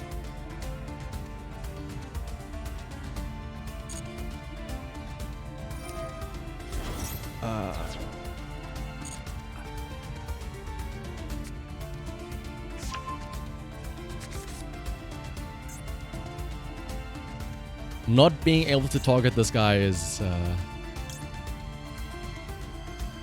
what? What happened? What? Hang on, what? Why can't I activate this?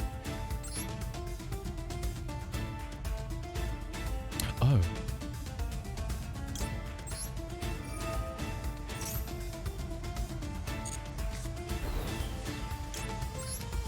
I'll just summon this out here.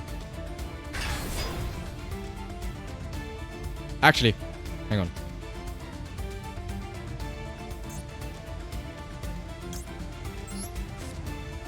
Hang on.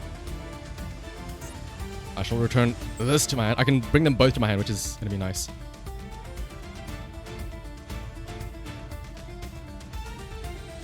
Wait!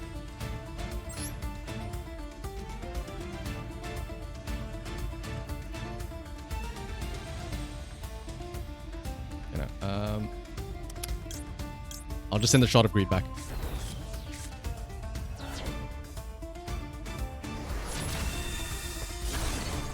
This is fine, this is fine, this is fine. This is fine. Is it fine though? Let's see.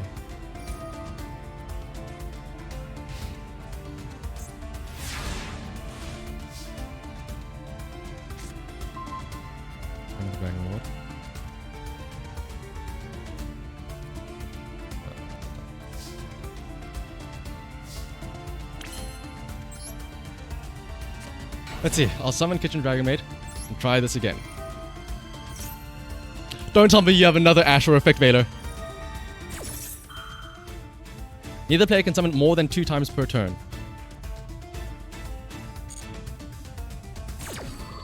Okay, so I've summoned once, so I can only summon one more time.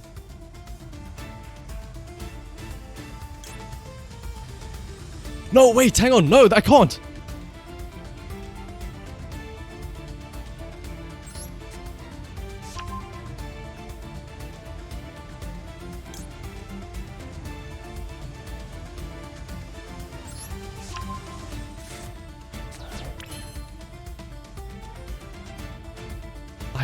Because that's the second summon. Oh no! Oh.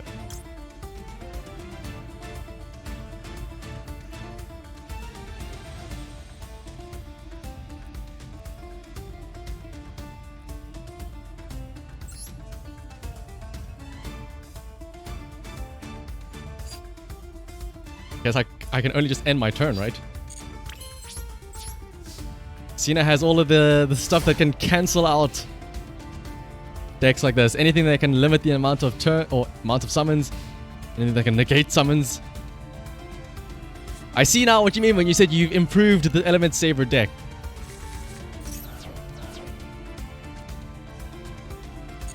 Having the this effect as well. The opponent cannot target it with card effects is also crazy good.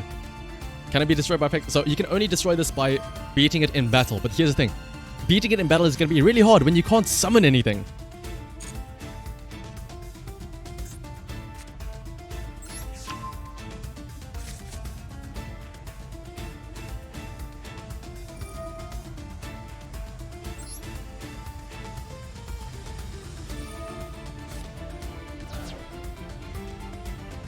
And you're about to summon another one now. Wait, hang on, don't tell me... Wait, what happens when you mix the two together?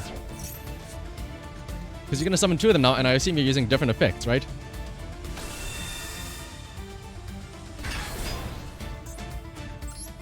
So this one cannot be destroyed by battle. Okay. Wait, hang on. Doesn't this mean that they're infinite? So you literally cannot destroy them at all. You cannot, because of the one in the middle, I cannot destroy them by effect or target it with card effects. So I cannot do anything to that one. But this one says that I cannot destroy either of them by battle. So what? All three effects are now in effect. So I cannot destroy either of these two through battle, card effect, or what? And I cannot target them. How do I? What?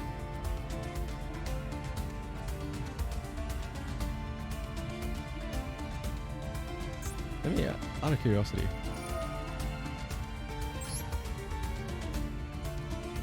And yes, the House Dragon Maid is all about targeting.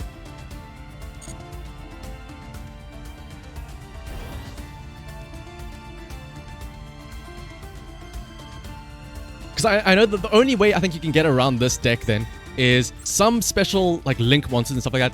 Their effects allow you to banish monsters, but they specifically say they don't. What is it? They don't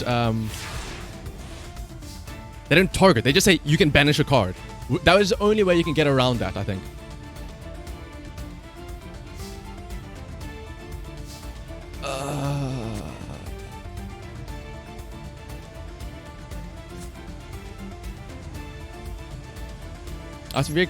I don't even know. Oh no, I can't.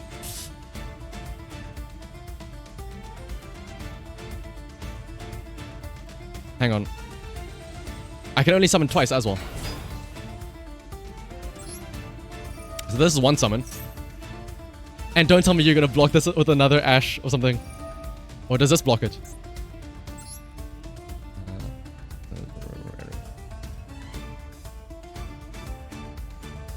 You can change the face down defense position.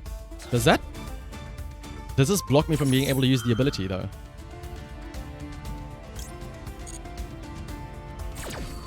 Uh-oh. Okay, I still get to use it. I still get to use the ability. That's the weird thing. I don't know how sometimes these chain effects work.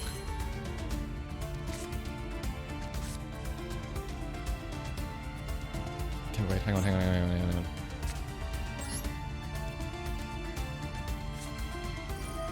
Because in my head, what I assume what happened in your head as well, Sinner, was that by setting it face down, the effect wouldn't work because it's being set and not summoned.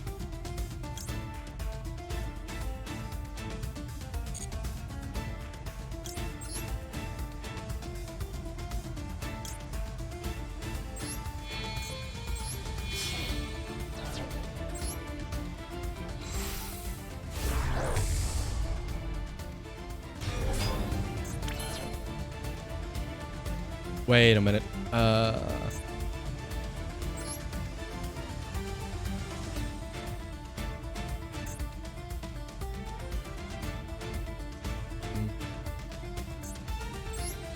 Activate this.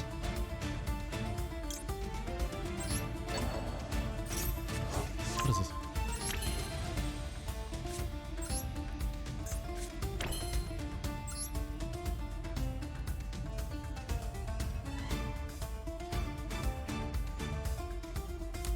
I think I know how to...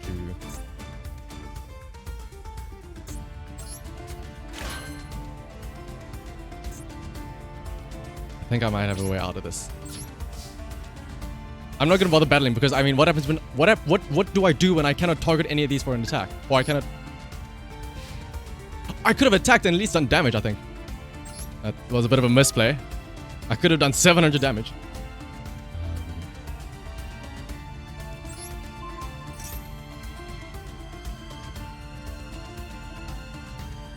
What are you about to block now? What are you about to block? You probably have another Ash or something, don't you?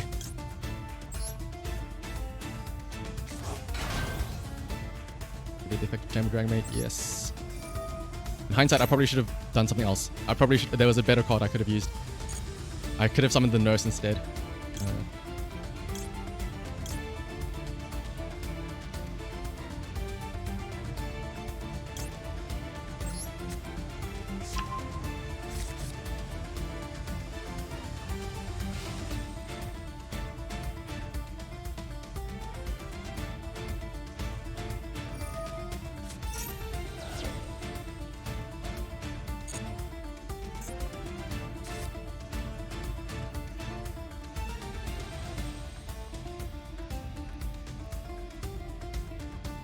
Don't have it. Wait a minute. Actually, I have an idea.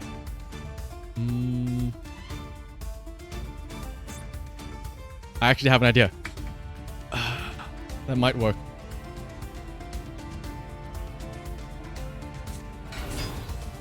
Oh, I thought there was a third one. I just saw the yellow and I thought, oh, no, not another one.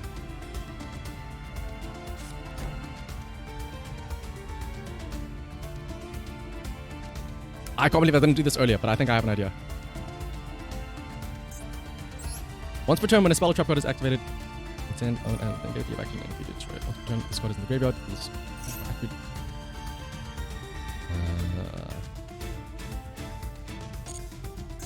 so this guy's gonna be an issue. When a spell or trap card is activated, you can send one element saber. Okay.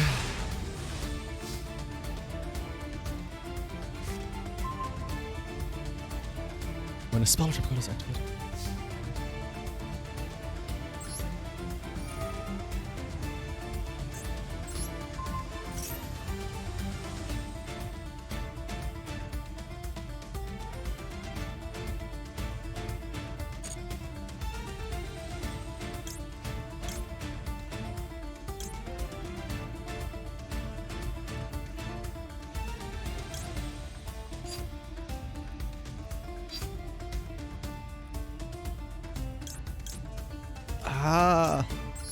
And this one.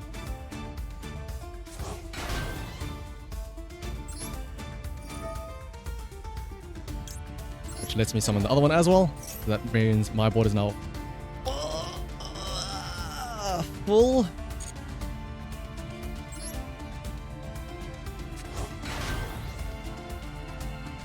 And I can now mull 3 cards from the top of my deck. Please be good cards.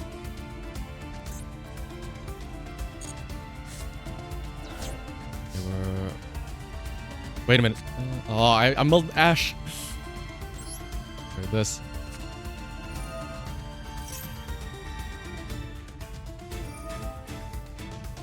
Wait, what is it? This is when a spell or trap card is activated, you can send one element, a saber monster from your field, your hand to the graveyard.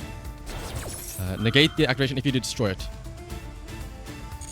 And because of this palace, he doesn't have to discard from the hand, he can discard from the deck. That destroys that card.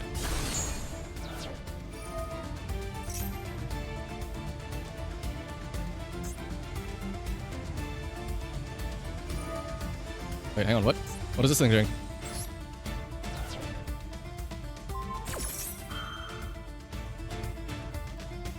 Is it just gonna set it to face down defense position?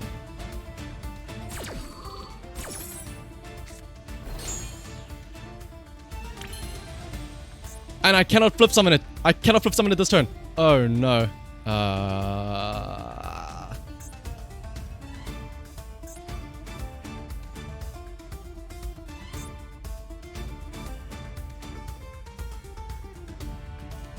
Okay, well, hang on. You've used Element Saber once, so you cannot use it again. So, here's what I'm going to do. I'm going to use Dragon Maid Welcome to bring back Dragon Maid Changeover from the graveyard to my hand. Unless you... Okay, you don't. Now, in theory, I cannot special summon anymore because of this trap card. But, by using Dragon Maid Tidying, I am able to send one card back to my hand. And in doing so, I can send your trap card back to your hand. Which means that I can now special summon again.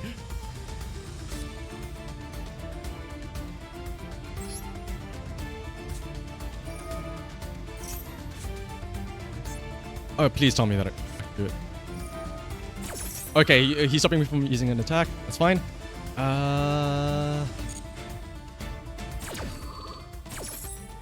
This is so stressful. Oh my goodness. I will actually... You know what? I am going to use this.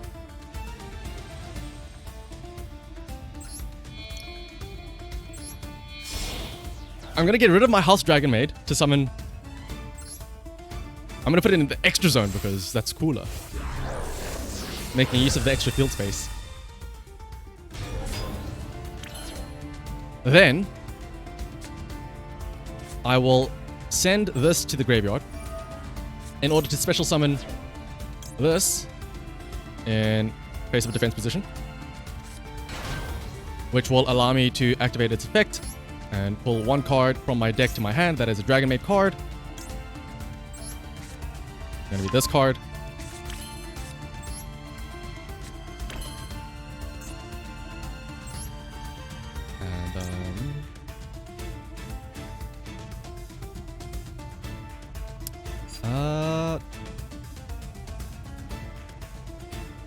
I will, I think, enter battle phase, which this should work now, right? I can send Chambermaid back to my hand, and I can bring back out. Okay, there we go. I can bring back out the House Dragon Maid. She's back out on the field. Then I can also use Laundry Dragon Maid to summon Nurse Dragon Maid. And unfortunately, I cannot use the House Dragon Maid's effect. And I cannot declare an attack, but I can still at least get into this phase. So that is the main thing.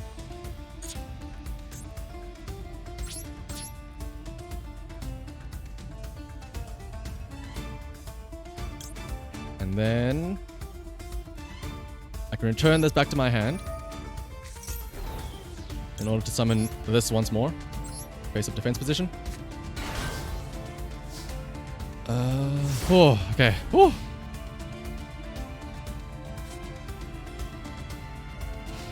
This is way too stressful. This is way too stressful. Wait, hang on. What can I do?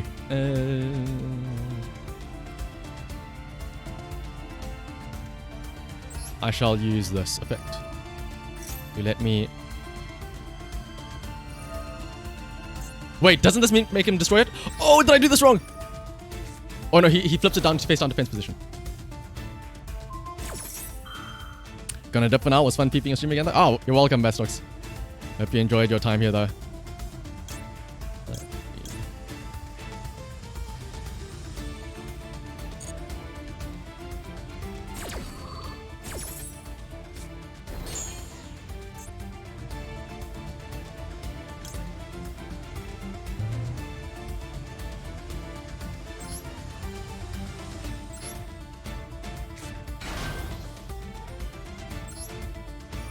Activate this.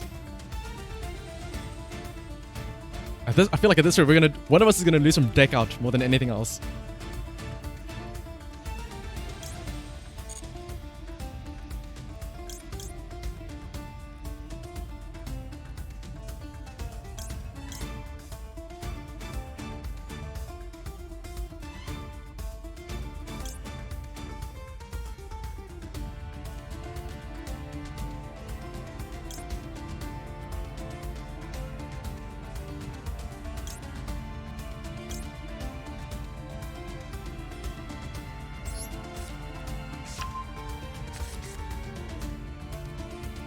Wait.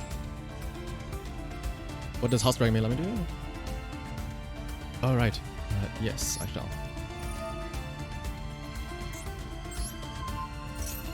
See you around, Vestox.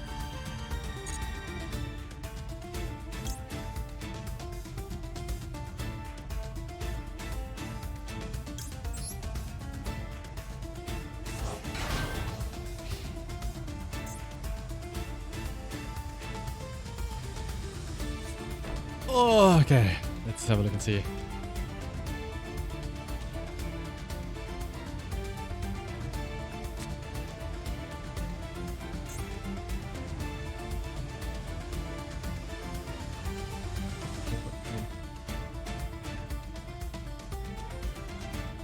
Who knew such a...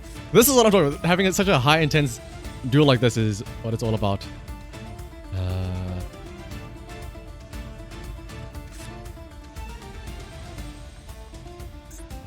Who knew there could be such an intense game of Yu-Gi-Oh?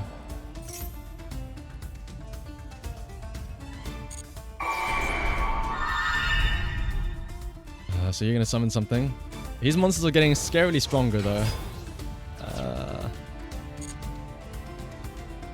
is getting a little scary.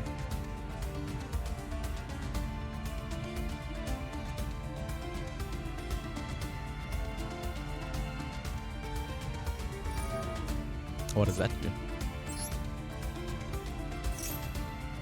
Wait.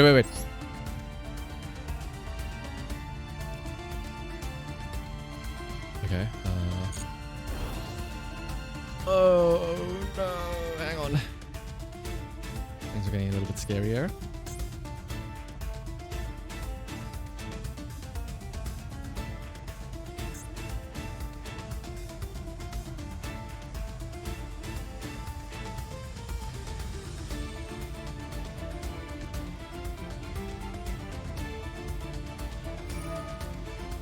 Let's see. What are you choosing? Setting it to divine. I wonder if he has any of the actual elements lords. Uh-oh. Oh no! Hang on.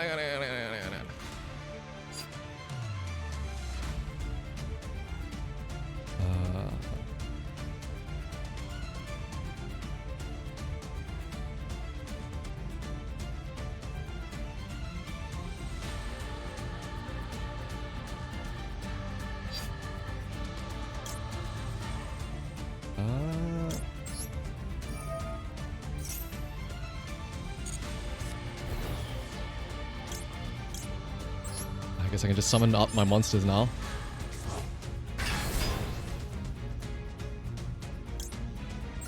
I'm not too sure if this is going to help me much, but let's have a look and see.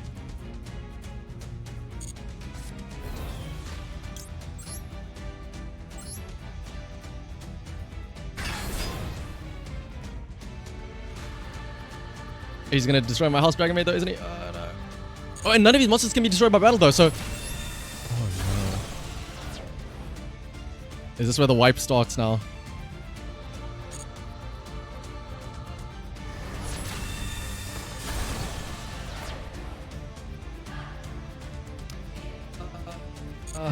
And there goes House Dragon Maid.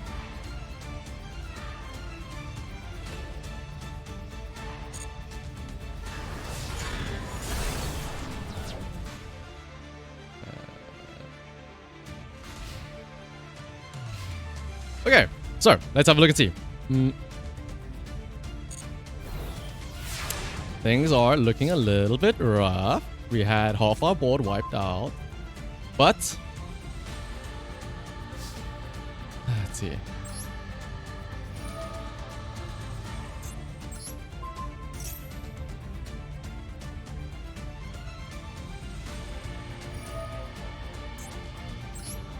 She's gonna flip it down to face down.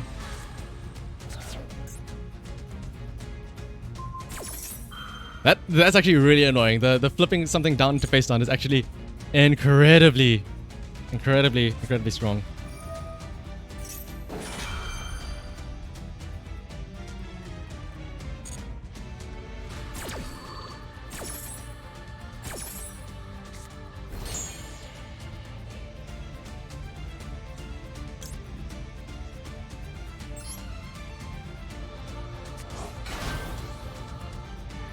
So I can now draw to my hand.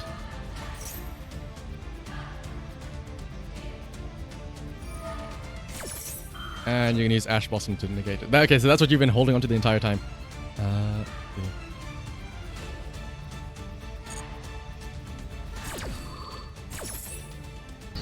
And does it also get destroyed? Okay, no, it stays on the field. That's fine.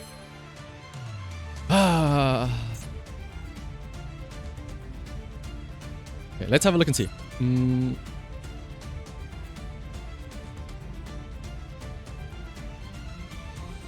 What can we do? Oh, I can flip some of this. Wait, what?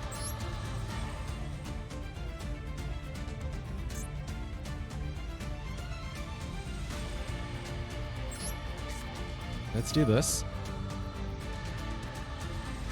Let's return this to the hand. And the card I want to get rid of is your summon limit.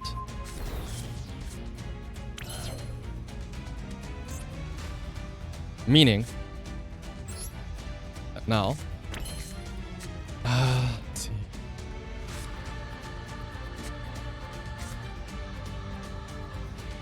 What can I even do in this scenario? I can summon this,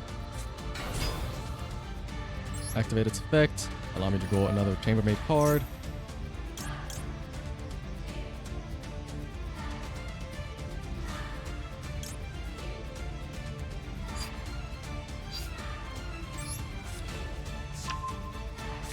Then I can activate Return of Dragon.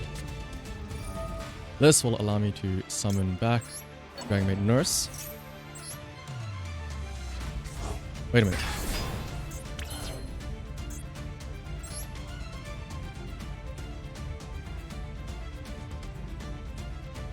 Then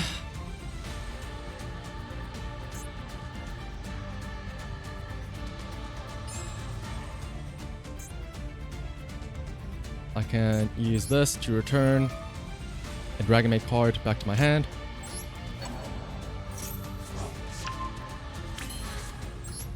Set that down.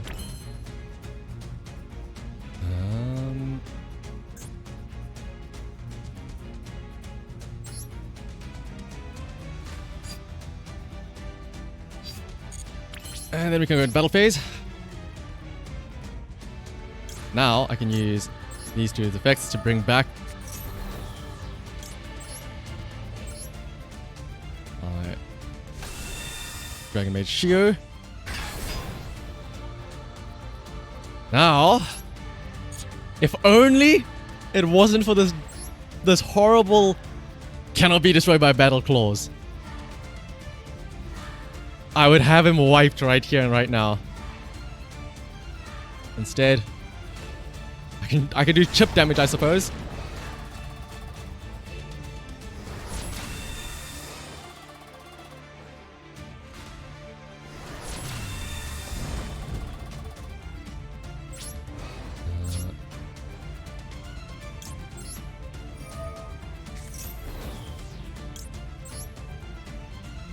Actually, do this.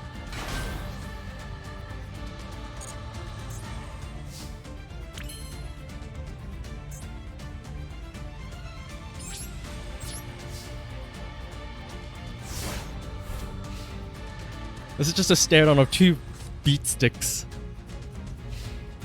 But I'm pretty sure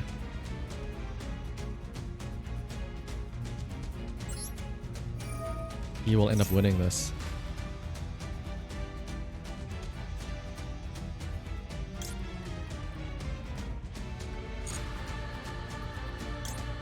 I'm not too confident in this. Just that fact of not being able to be destroyed by pretty much anything. And then his effects. But I think there's a chance I might still win.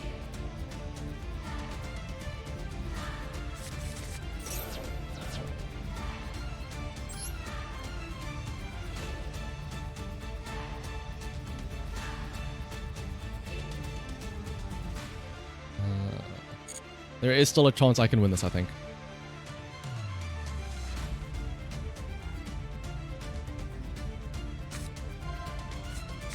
Okay, he's taking back Ash Blossoms. He has a Mirror Force! He has a Mirror Force! I saw the card! He has a Mirror Force! Note to yourself, do not attack. Okay, well there's the Mirror Force. Okay. That is so good to know that he has a Mirror Force in his deck. Oh my goodness. Just knowing that is a thing that he has. Oh my goodness. I wonder what that card is.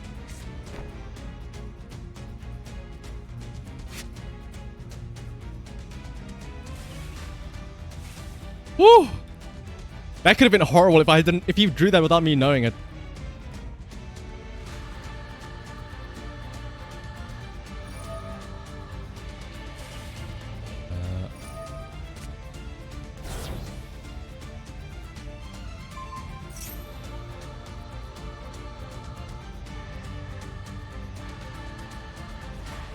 I think I might be able to get away with something here.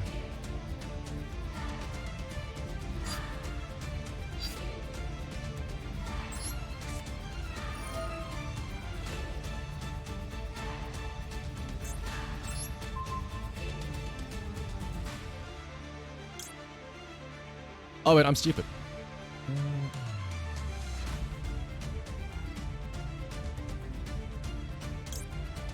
This does nothing.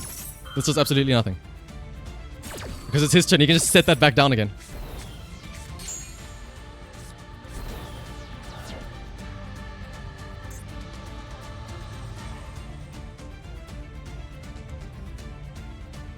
That was actually very, very dumb.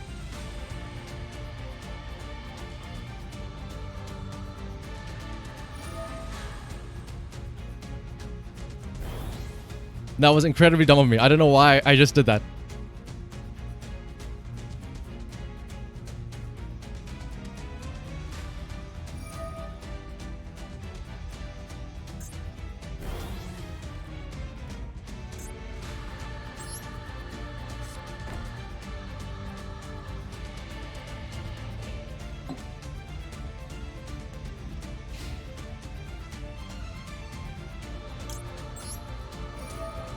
Let's see.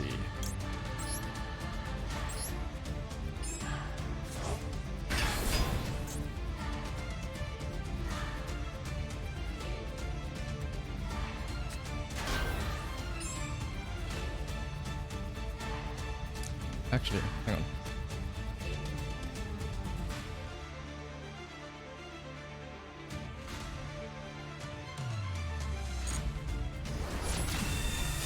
That's fine.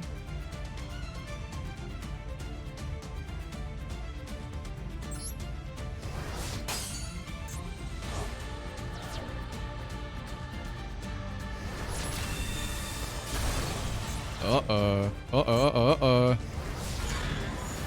Question is, why can I not activate my Dragon Maid Tidying?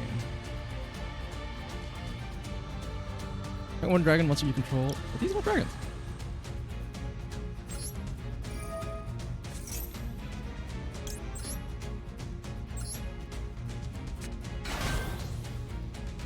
Alright, how can I worm my way out of this?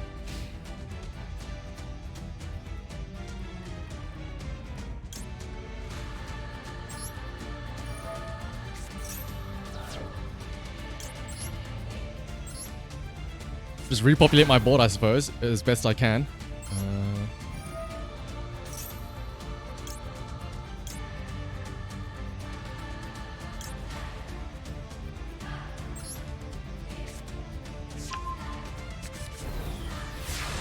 Why can I not use my Dragon Maid? Why can I not use this? Wait. Don't tell me that...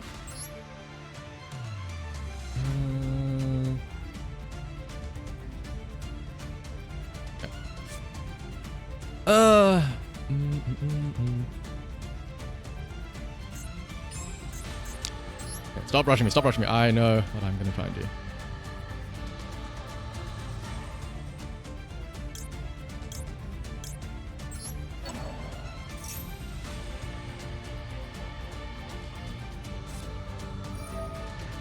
Okay, that's fine.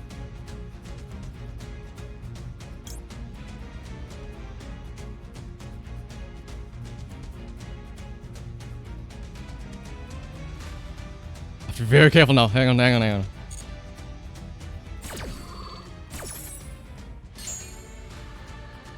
That brings that back to my hand.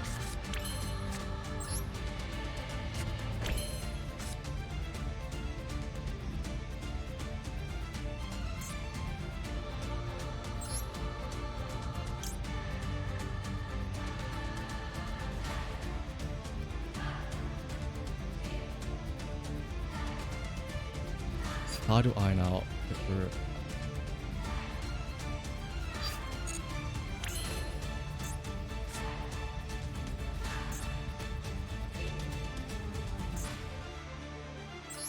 I have an idea.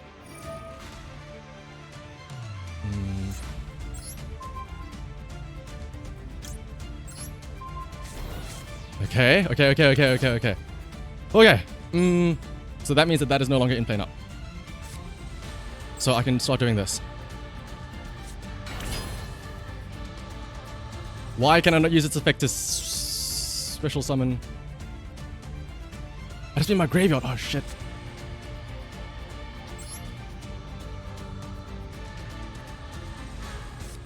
I'm making so many weird things now.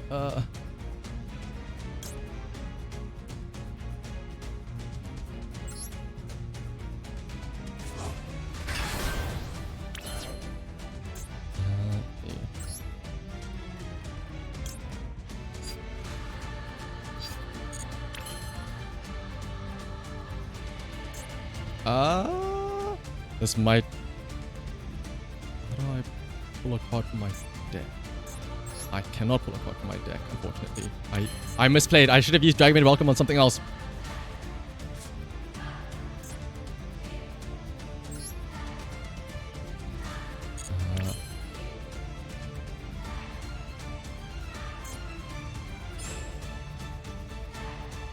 What is the best one to do?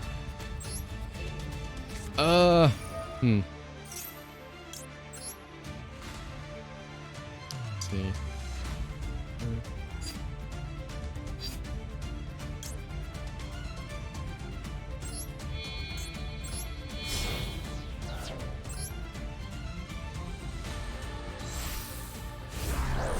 I have to remember that is a Mirror Force.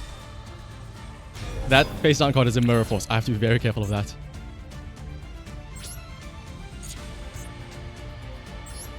I feel I'm going to lose some time out. Oh my goodness.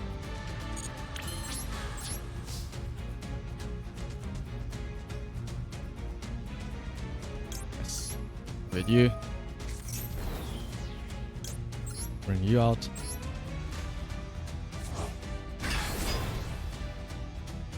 Wait, you. Bring you out.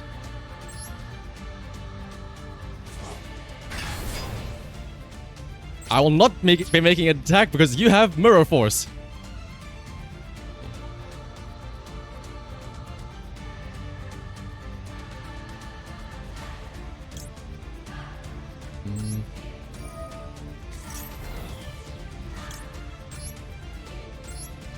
And I'll bring back out the Nurse Dragon Maid, which in theory should allow me to special summon another monster back out.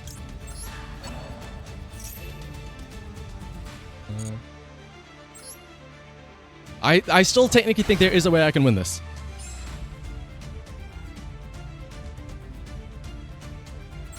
I still think I can win this, surprisingly enough. Oh my parlor. Okay, there it is.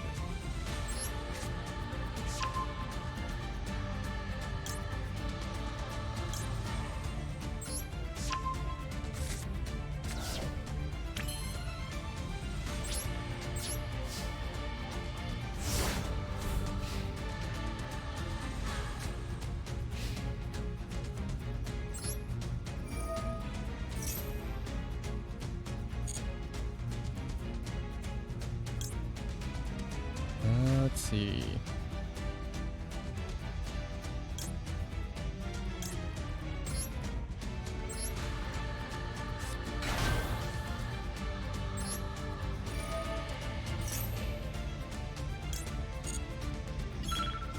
Oh my goodness, it's a time. Oh no, I'm gonna lose on timeout. Oh no, this is gonna be horrible. No.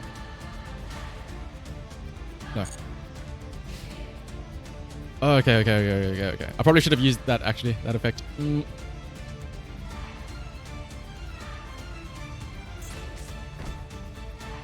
Okay, so that's gonna be the thing that limits me from special summoning. I know already. I've seen it way too many times.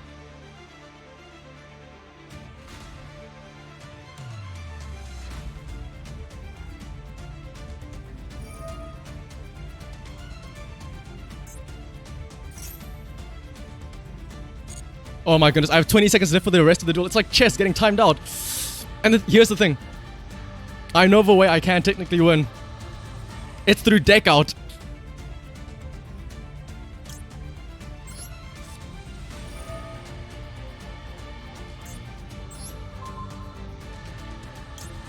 It's through. I can win through deck out. Because I can do that. I can just reduce the attack of all of these things. Ah!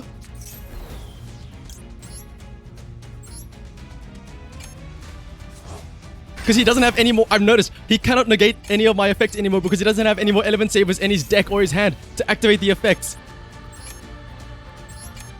But I'm gonna lose the deck to timeout though. 5 seconds left. Ah! Why is there no like chess timer where you get extra seconds every time you make a move? He can't. He's stuck now. I have to play so incredibly fast. Because here's the thing. He can place that every single turn to bring up his attack. But I will always have my Dragon Maid tidying. Which means that I will always be able to banish it from the field. Oh wait, yes, I do get more time. Yes, I get more time. I just got an extra 3 minutes.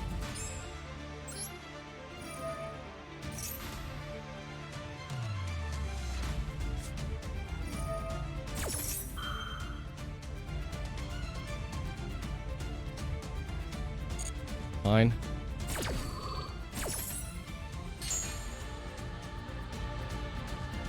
If I want to special summon, I shall summon you.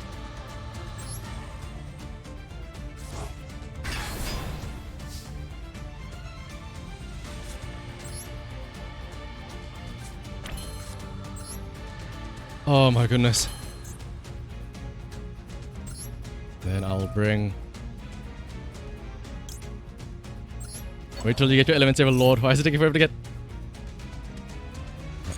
Oh, that's true. You haven't gotten your Element Lord yet. Is that going to be like the very final card in your deck? Oh my goodness.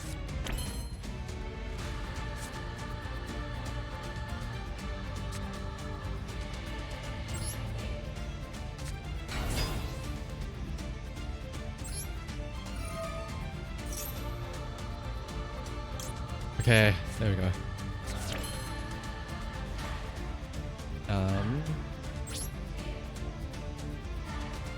End phase. Oh, okay. I'm glad that my deck fills you with Rage Floop. Oh my goodness. Say what you will though, this has been quite the intense duel. Oh, okay.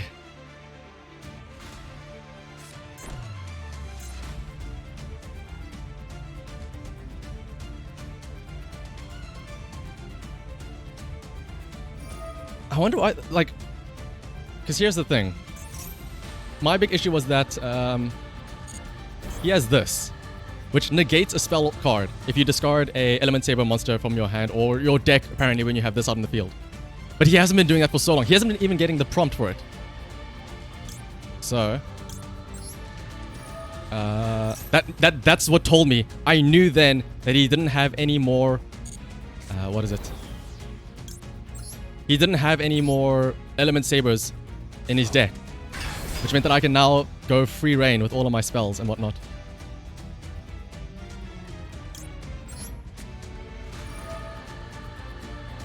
Use the effect. Oh wait, I used the wrong card. Oh no, wait, hang on.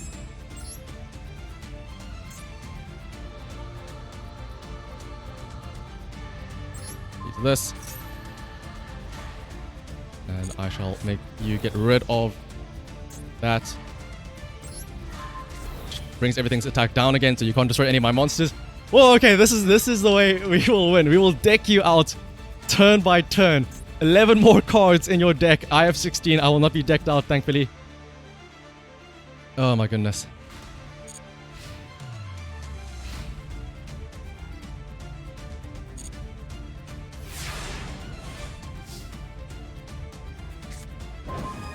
Oh! Wait. Wait.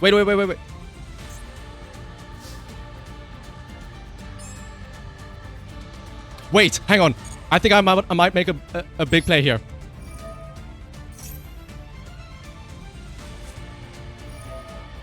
Never mind.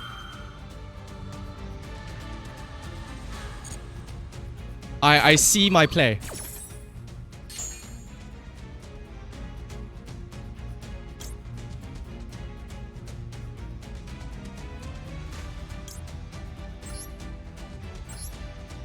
I think I see my play.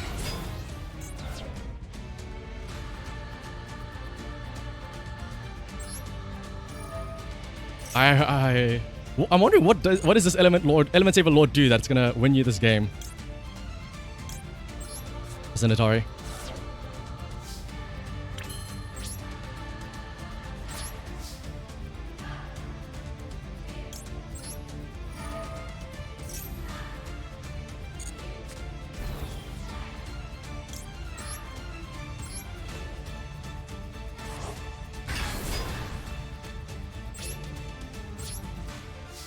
Am I gonna have to discard cards now, aren't I? 3 cards to discard, my goodness.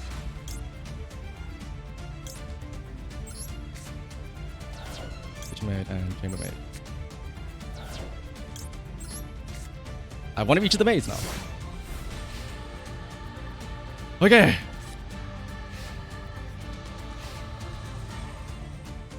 I hope you enjoy your element lord. Okay.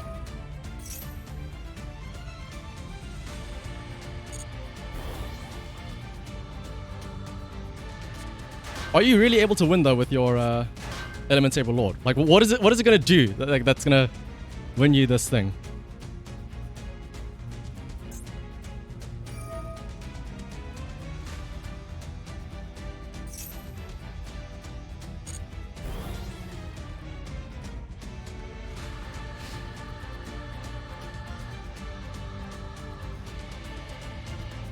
You're gonna try and battle, but we all know what's about to happen.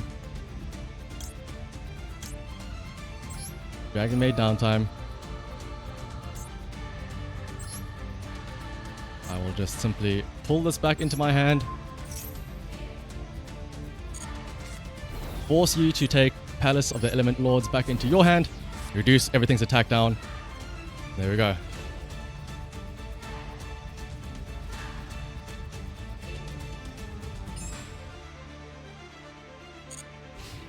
Now, here is the thing. Do I...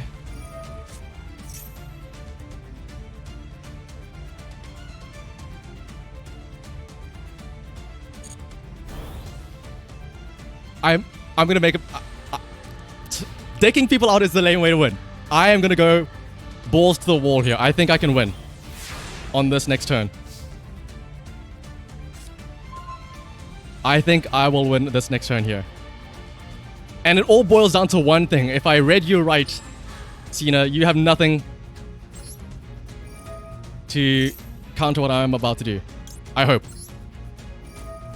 I pray.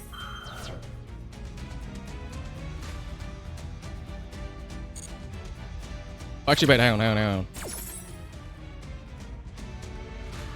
I just messed up. Ooh.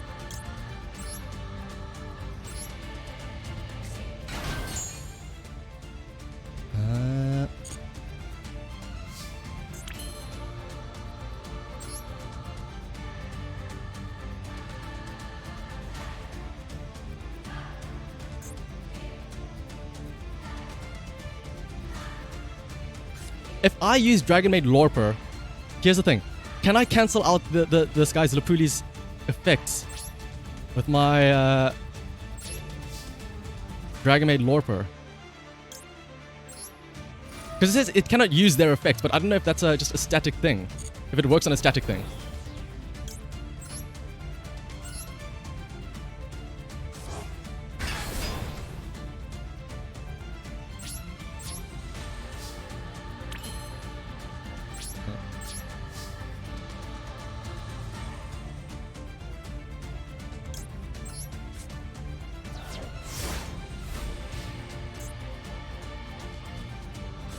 Do I want to take that gamble though and see if it works or not?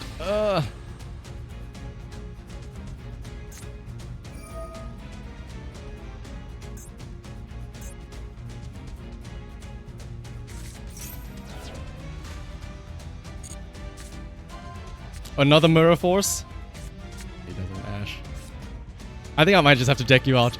That's the only thing though. Oh wait, there's the Thunderlord. Or was it the Thunderlord? Or Element Lord? Let's see what he does.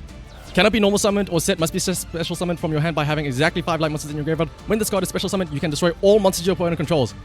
Wait, what? Wait, what?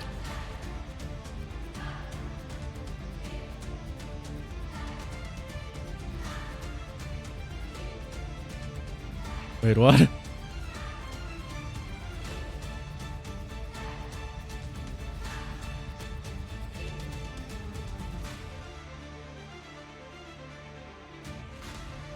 Wait, why is it GG, Sinner?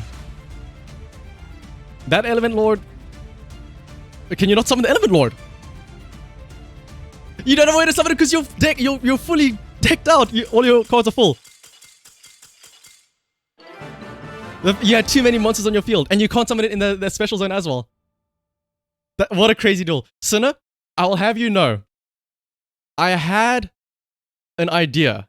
My idea was this. I would pull back the Lorper into my hand, and what the Lorper does is you can use its quick effect and discard it to negate the effect of one monster. I'll actually show you what my plan was. I also had Raigeki in my hand, and I had Solemn Judgment on the field as one of my trap cards. Here's what I was planning to do. I don't know if it would have worked or not, but here's what my plan was. But again, I don't know the interactions. I was going to use this Dragon Maid Lorper. You can only use one of each of the following effects of Dragon Maid Lorper once per turn. I can discard the card and target one face-up monster on the field. Players cannot activate that target's effect on the field this turn. I would have used that on your the mana guy that doesn't have the 3 abilities. I don't know if it would work or not because it's not really something you activate. But after using 2 of them on both your lords, negating all 3 effects, I would use Raigeki. In theory, destroying all of your all 5 of your monsters. Then I would attack. But obviously you had Mirror Force, which I've seen, which means that I would have used Solemn Judgment to counter the Mirror Force, which means that I would have had all my dragons be able to attack you at once. Oh my goodness. I only won that out thanks to stalling. The thing that would have worked only for me is this. Dragon Maid Downtime and Dragon Maid Tidying. These are the clutch cards for me. The only reason I want that is because every single time you enter your battle phase, I was able to use Dragon Maid Tidying or Dragon Maid Downtime in order to,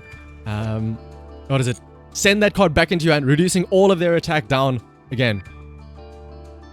The only reason it worked as well, I think, is because you ran out of Element Saber monsters in your deck and hand.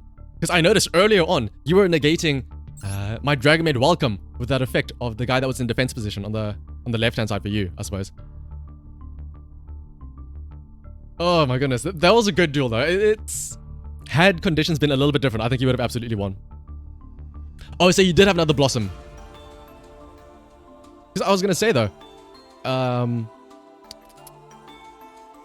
I thought that you didn't have a Blossom or anything because every single time I played a card, you never got the prompt to say, hey, would you like to cancel this effect and stuff like that? Unless there's a way you can stop that from happening. Because that's how I knew you didn't have any more monsters or Saberlord monsters in your field or in your deck. Because you were no longer getting the prompt to say, hey, do you want to use your effect to cancel the spell with your quick effect? And that's when I realized, oh, he doesn't have monsters anymore. So since you weren't getting any other prompts, I assumed you didn't have an Ash either.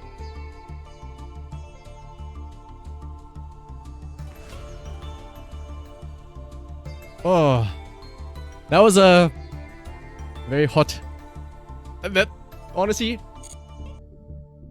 even though the game was long as hell, I enjoyed that duel way better than just a generic, one turn kill like Floop did to me, where he just summoned 3, like essentially 4 blue eyes white dragons all in one turn and then just whomped me over to death. That was a great duel though, Sinatari. I guess the power of the Dragon Maids is truly a strong one. That was nearly like an hour-long duel, my goodness. You used the pot and you just lost all your link monsters to summon your element. Oh, I see. Oh, so yeah, you would have linked some of the monsters together to free up some space and then you could have summoned your element lord. Yeah, the pot of desire. Because you could choose what to banish, right? So did you choose yourself to banish those link monsters? That's crazy. The link monsters are definitely like that duel actually felt like classic Yu-Gi-Oh almost. There were no fancy links, no fancy XYZs, no synchros, just plain good old fusions or tribute summons or special summons and stuff like that. Your deck's problem is that it's not strong against high damage cards. I mean, yeah, like, if it wasn't for you getting all that attack, I technically speaking could have chipped away at you just over time. Even though your monsters couldn't be destroyed, I could just wail at them over time. But that was a great duel, though, Sinner. And I think after such a hot, heated duel, I think we can call it there. So let's move over here. Thank you, though. What a great duel, Sinner. Much more. I feel like it's much more entertaining than, no offense, the 2-Fix and Floop's duels. But let's have a look and see. And thank you for the follow as well. That's what I do.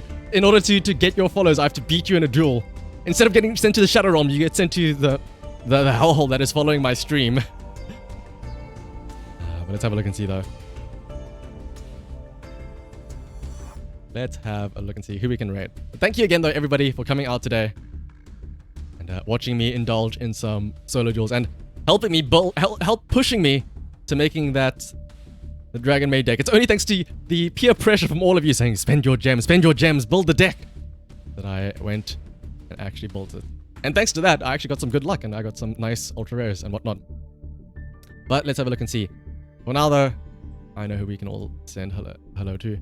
Let's go ahead and raid a good friend of mine, Spike After Dark, who is currently playing Lego Racers. From one childhood game to another, from Yu-Gi-Oh card games to Lego.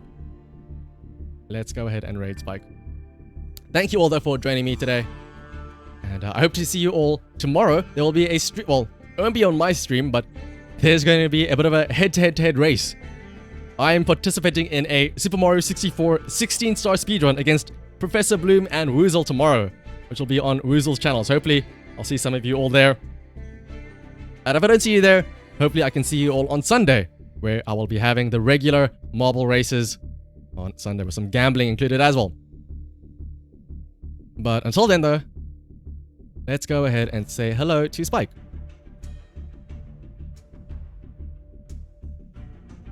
Woozle sends his regards. You better be practicing. Alright, see you all next time. Bye-bye.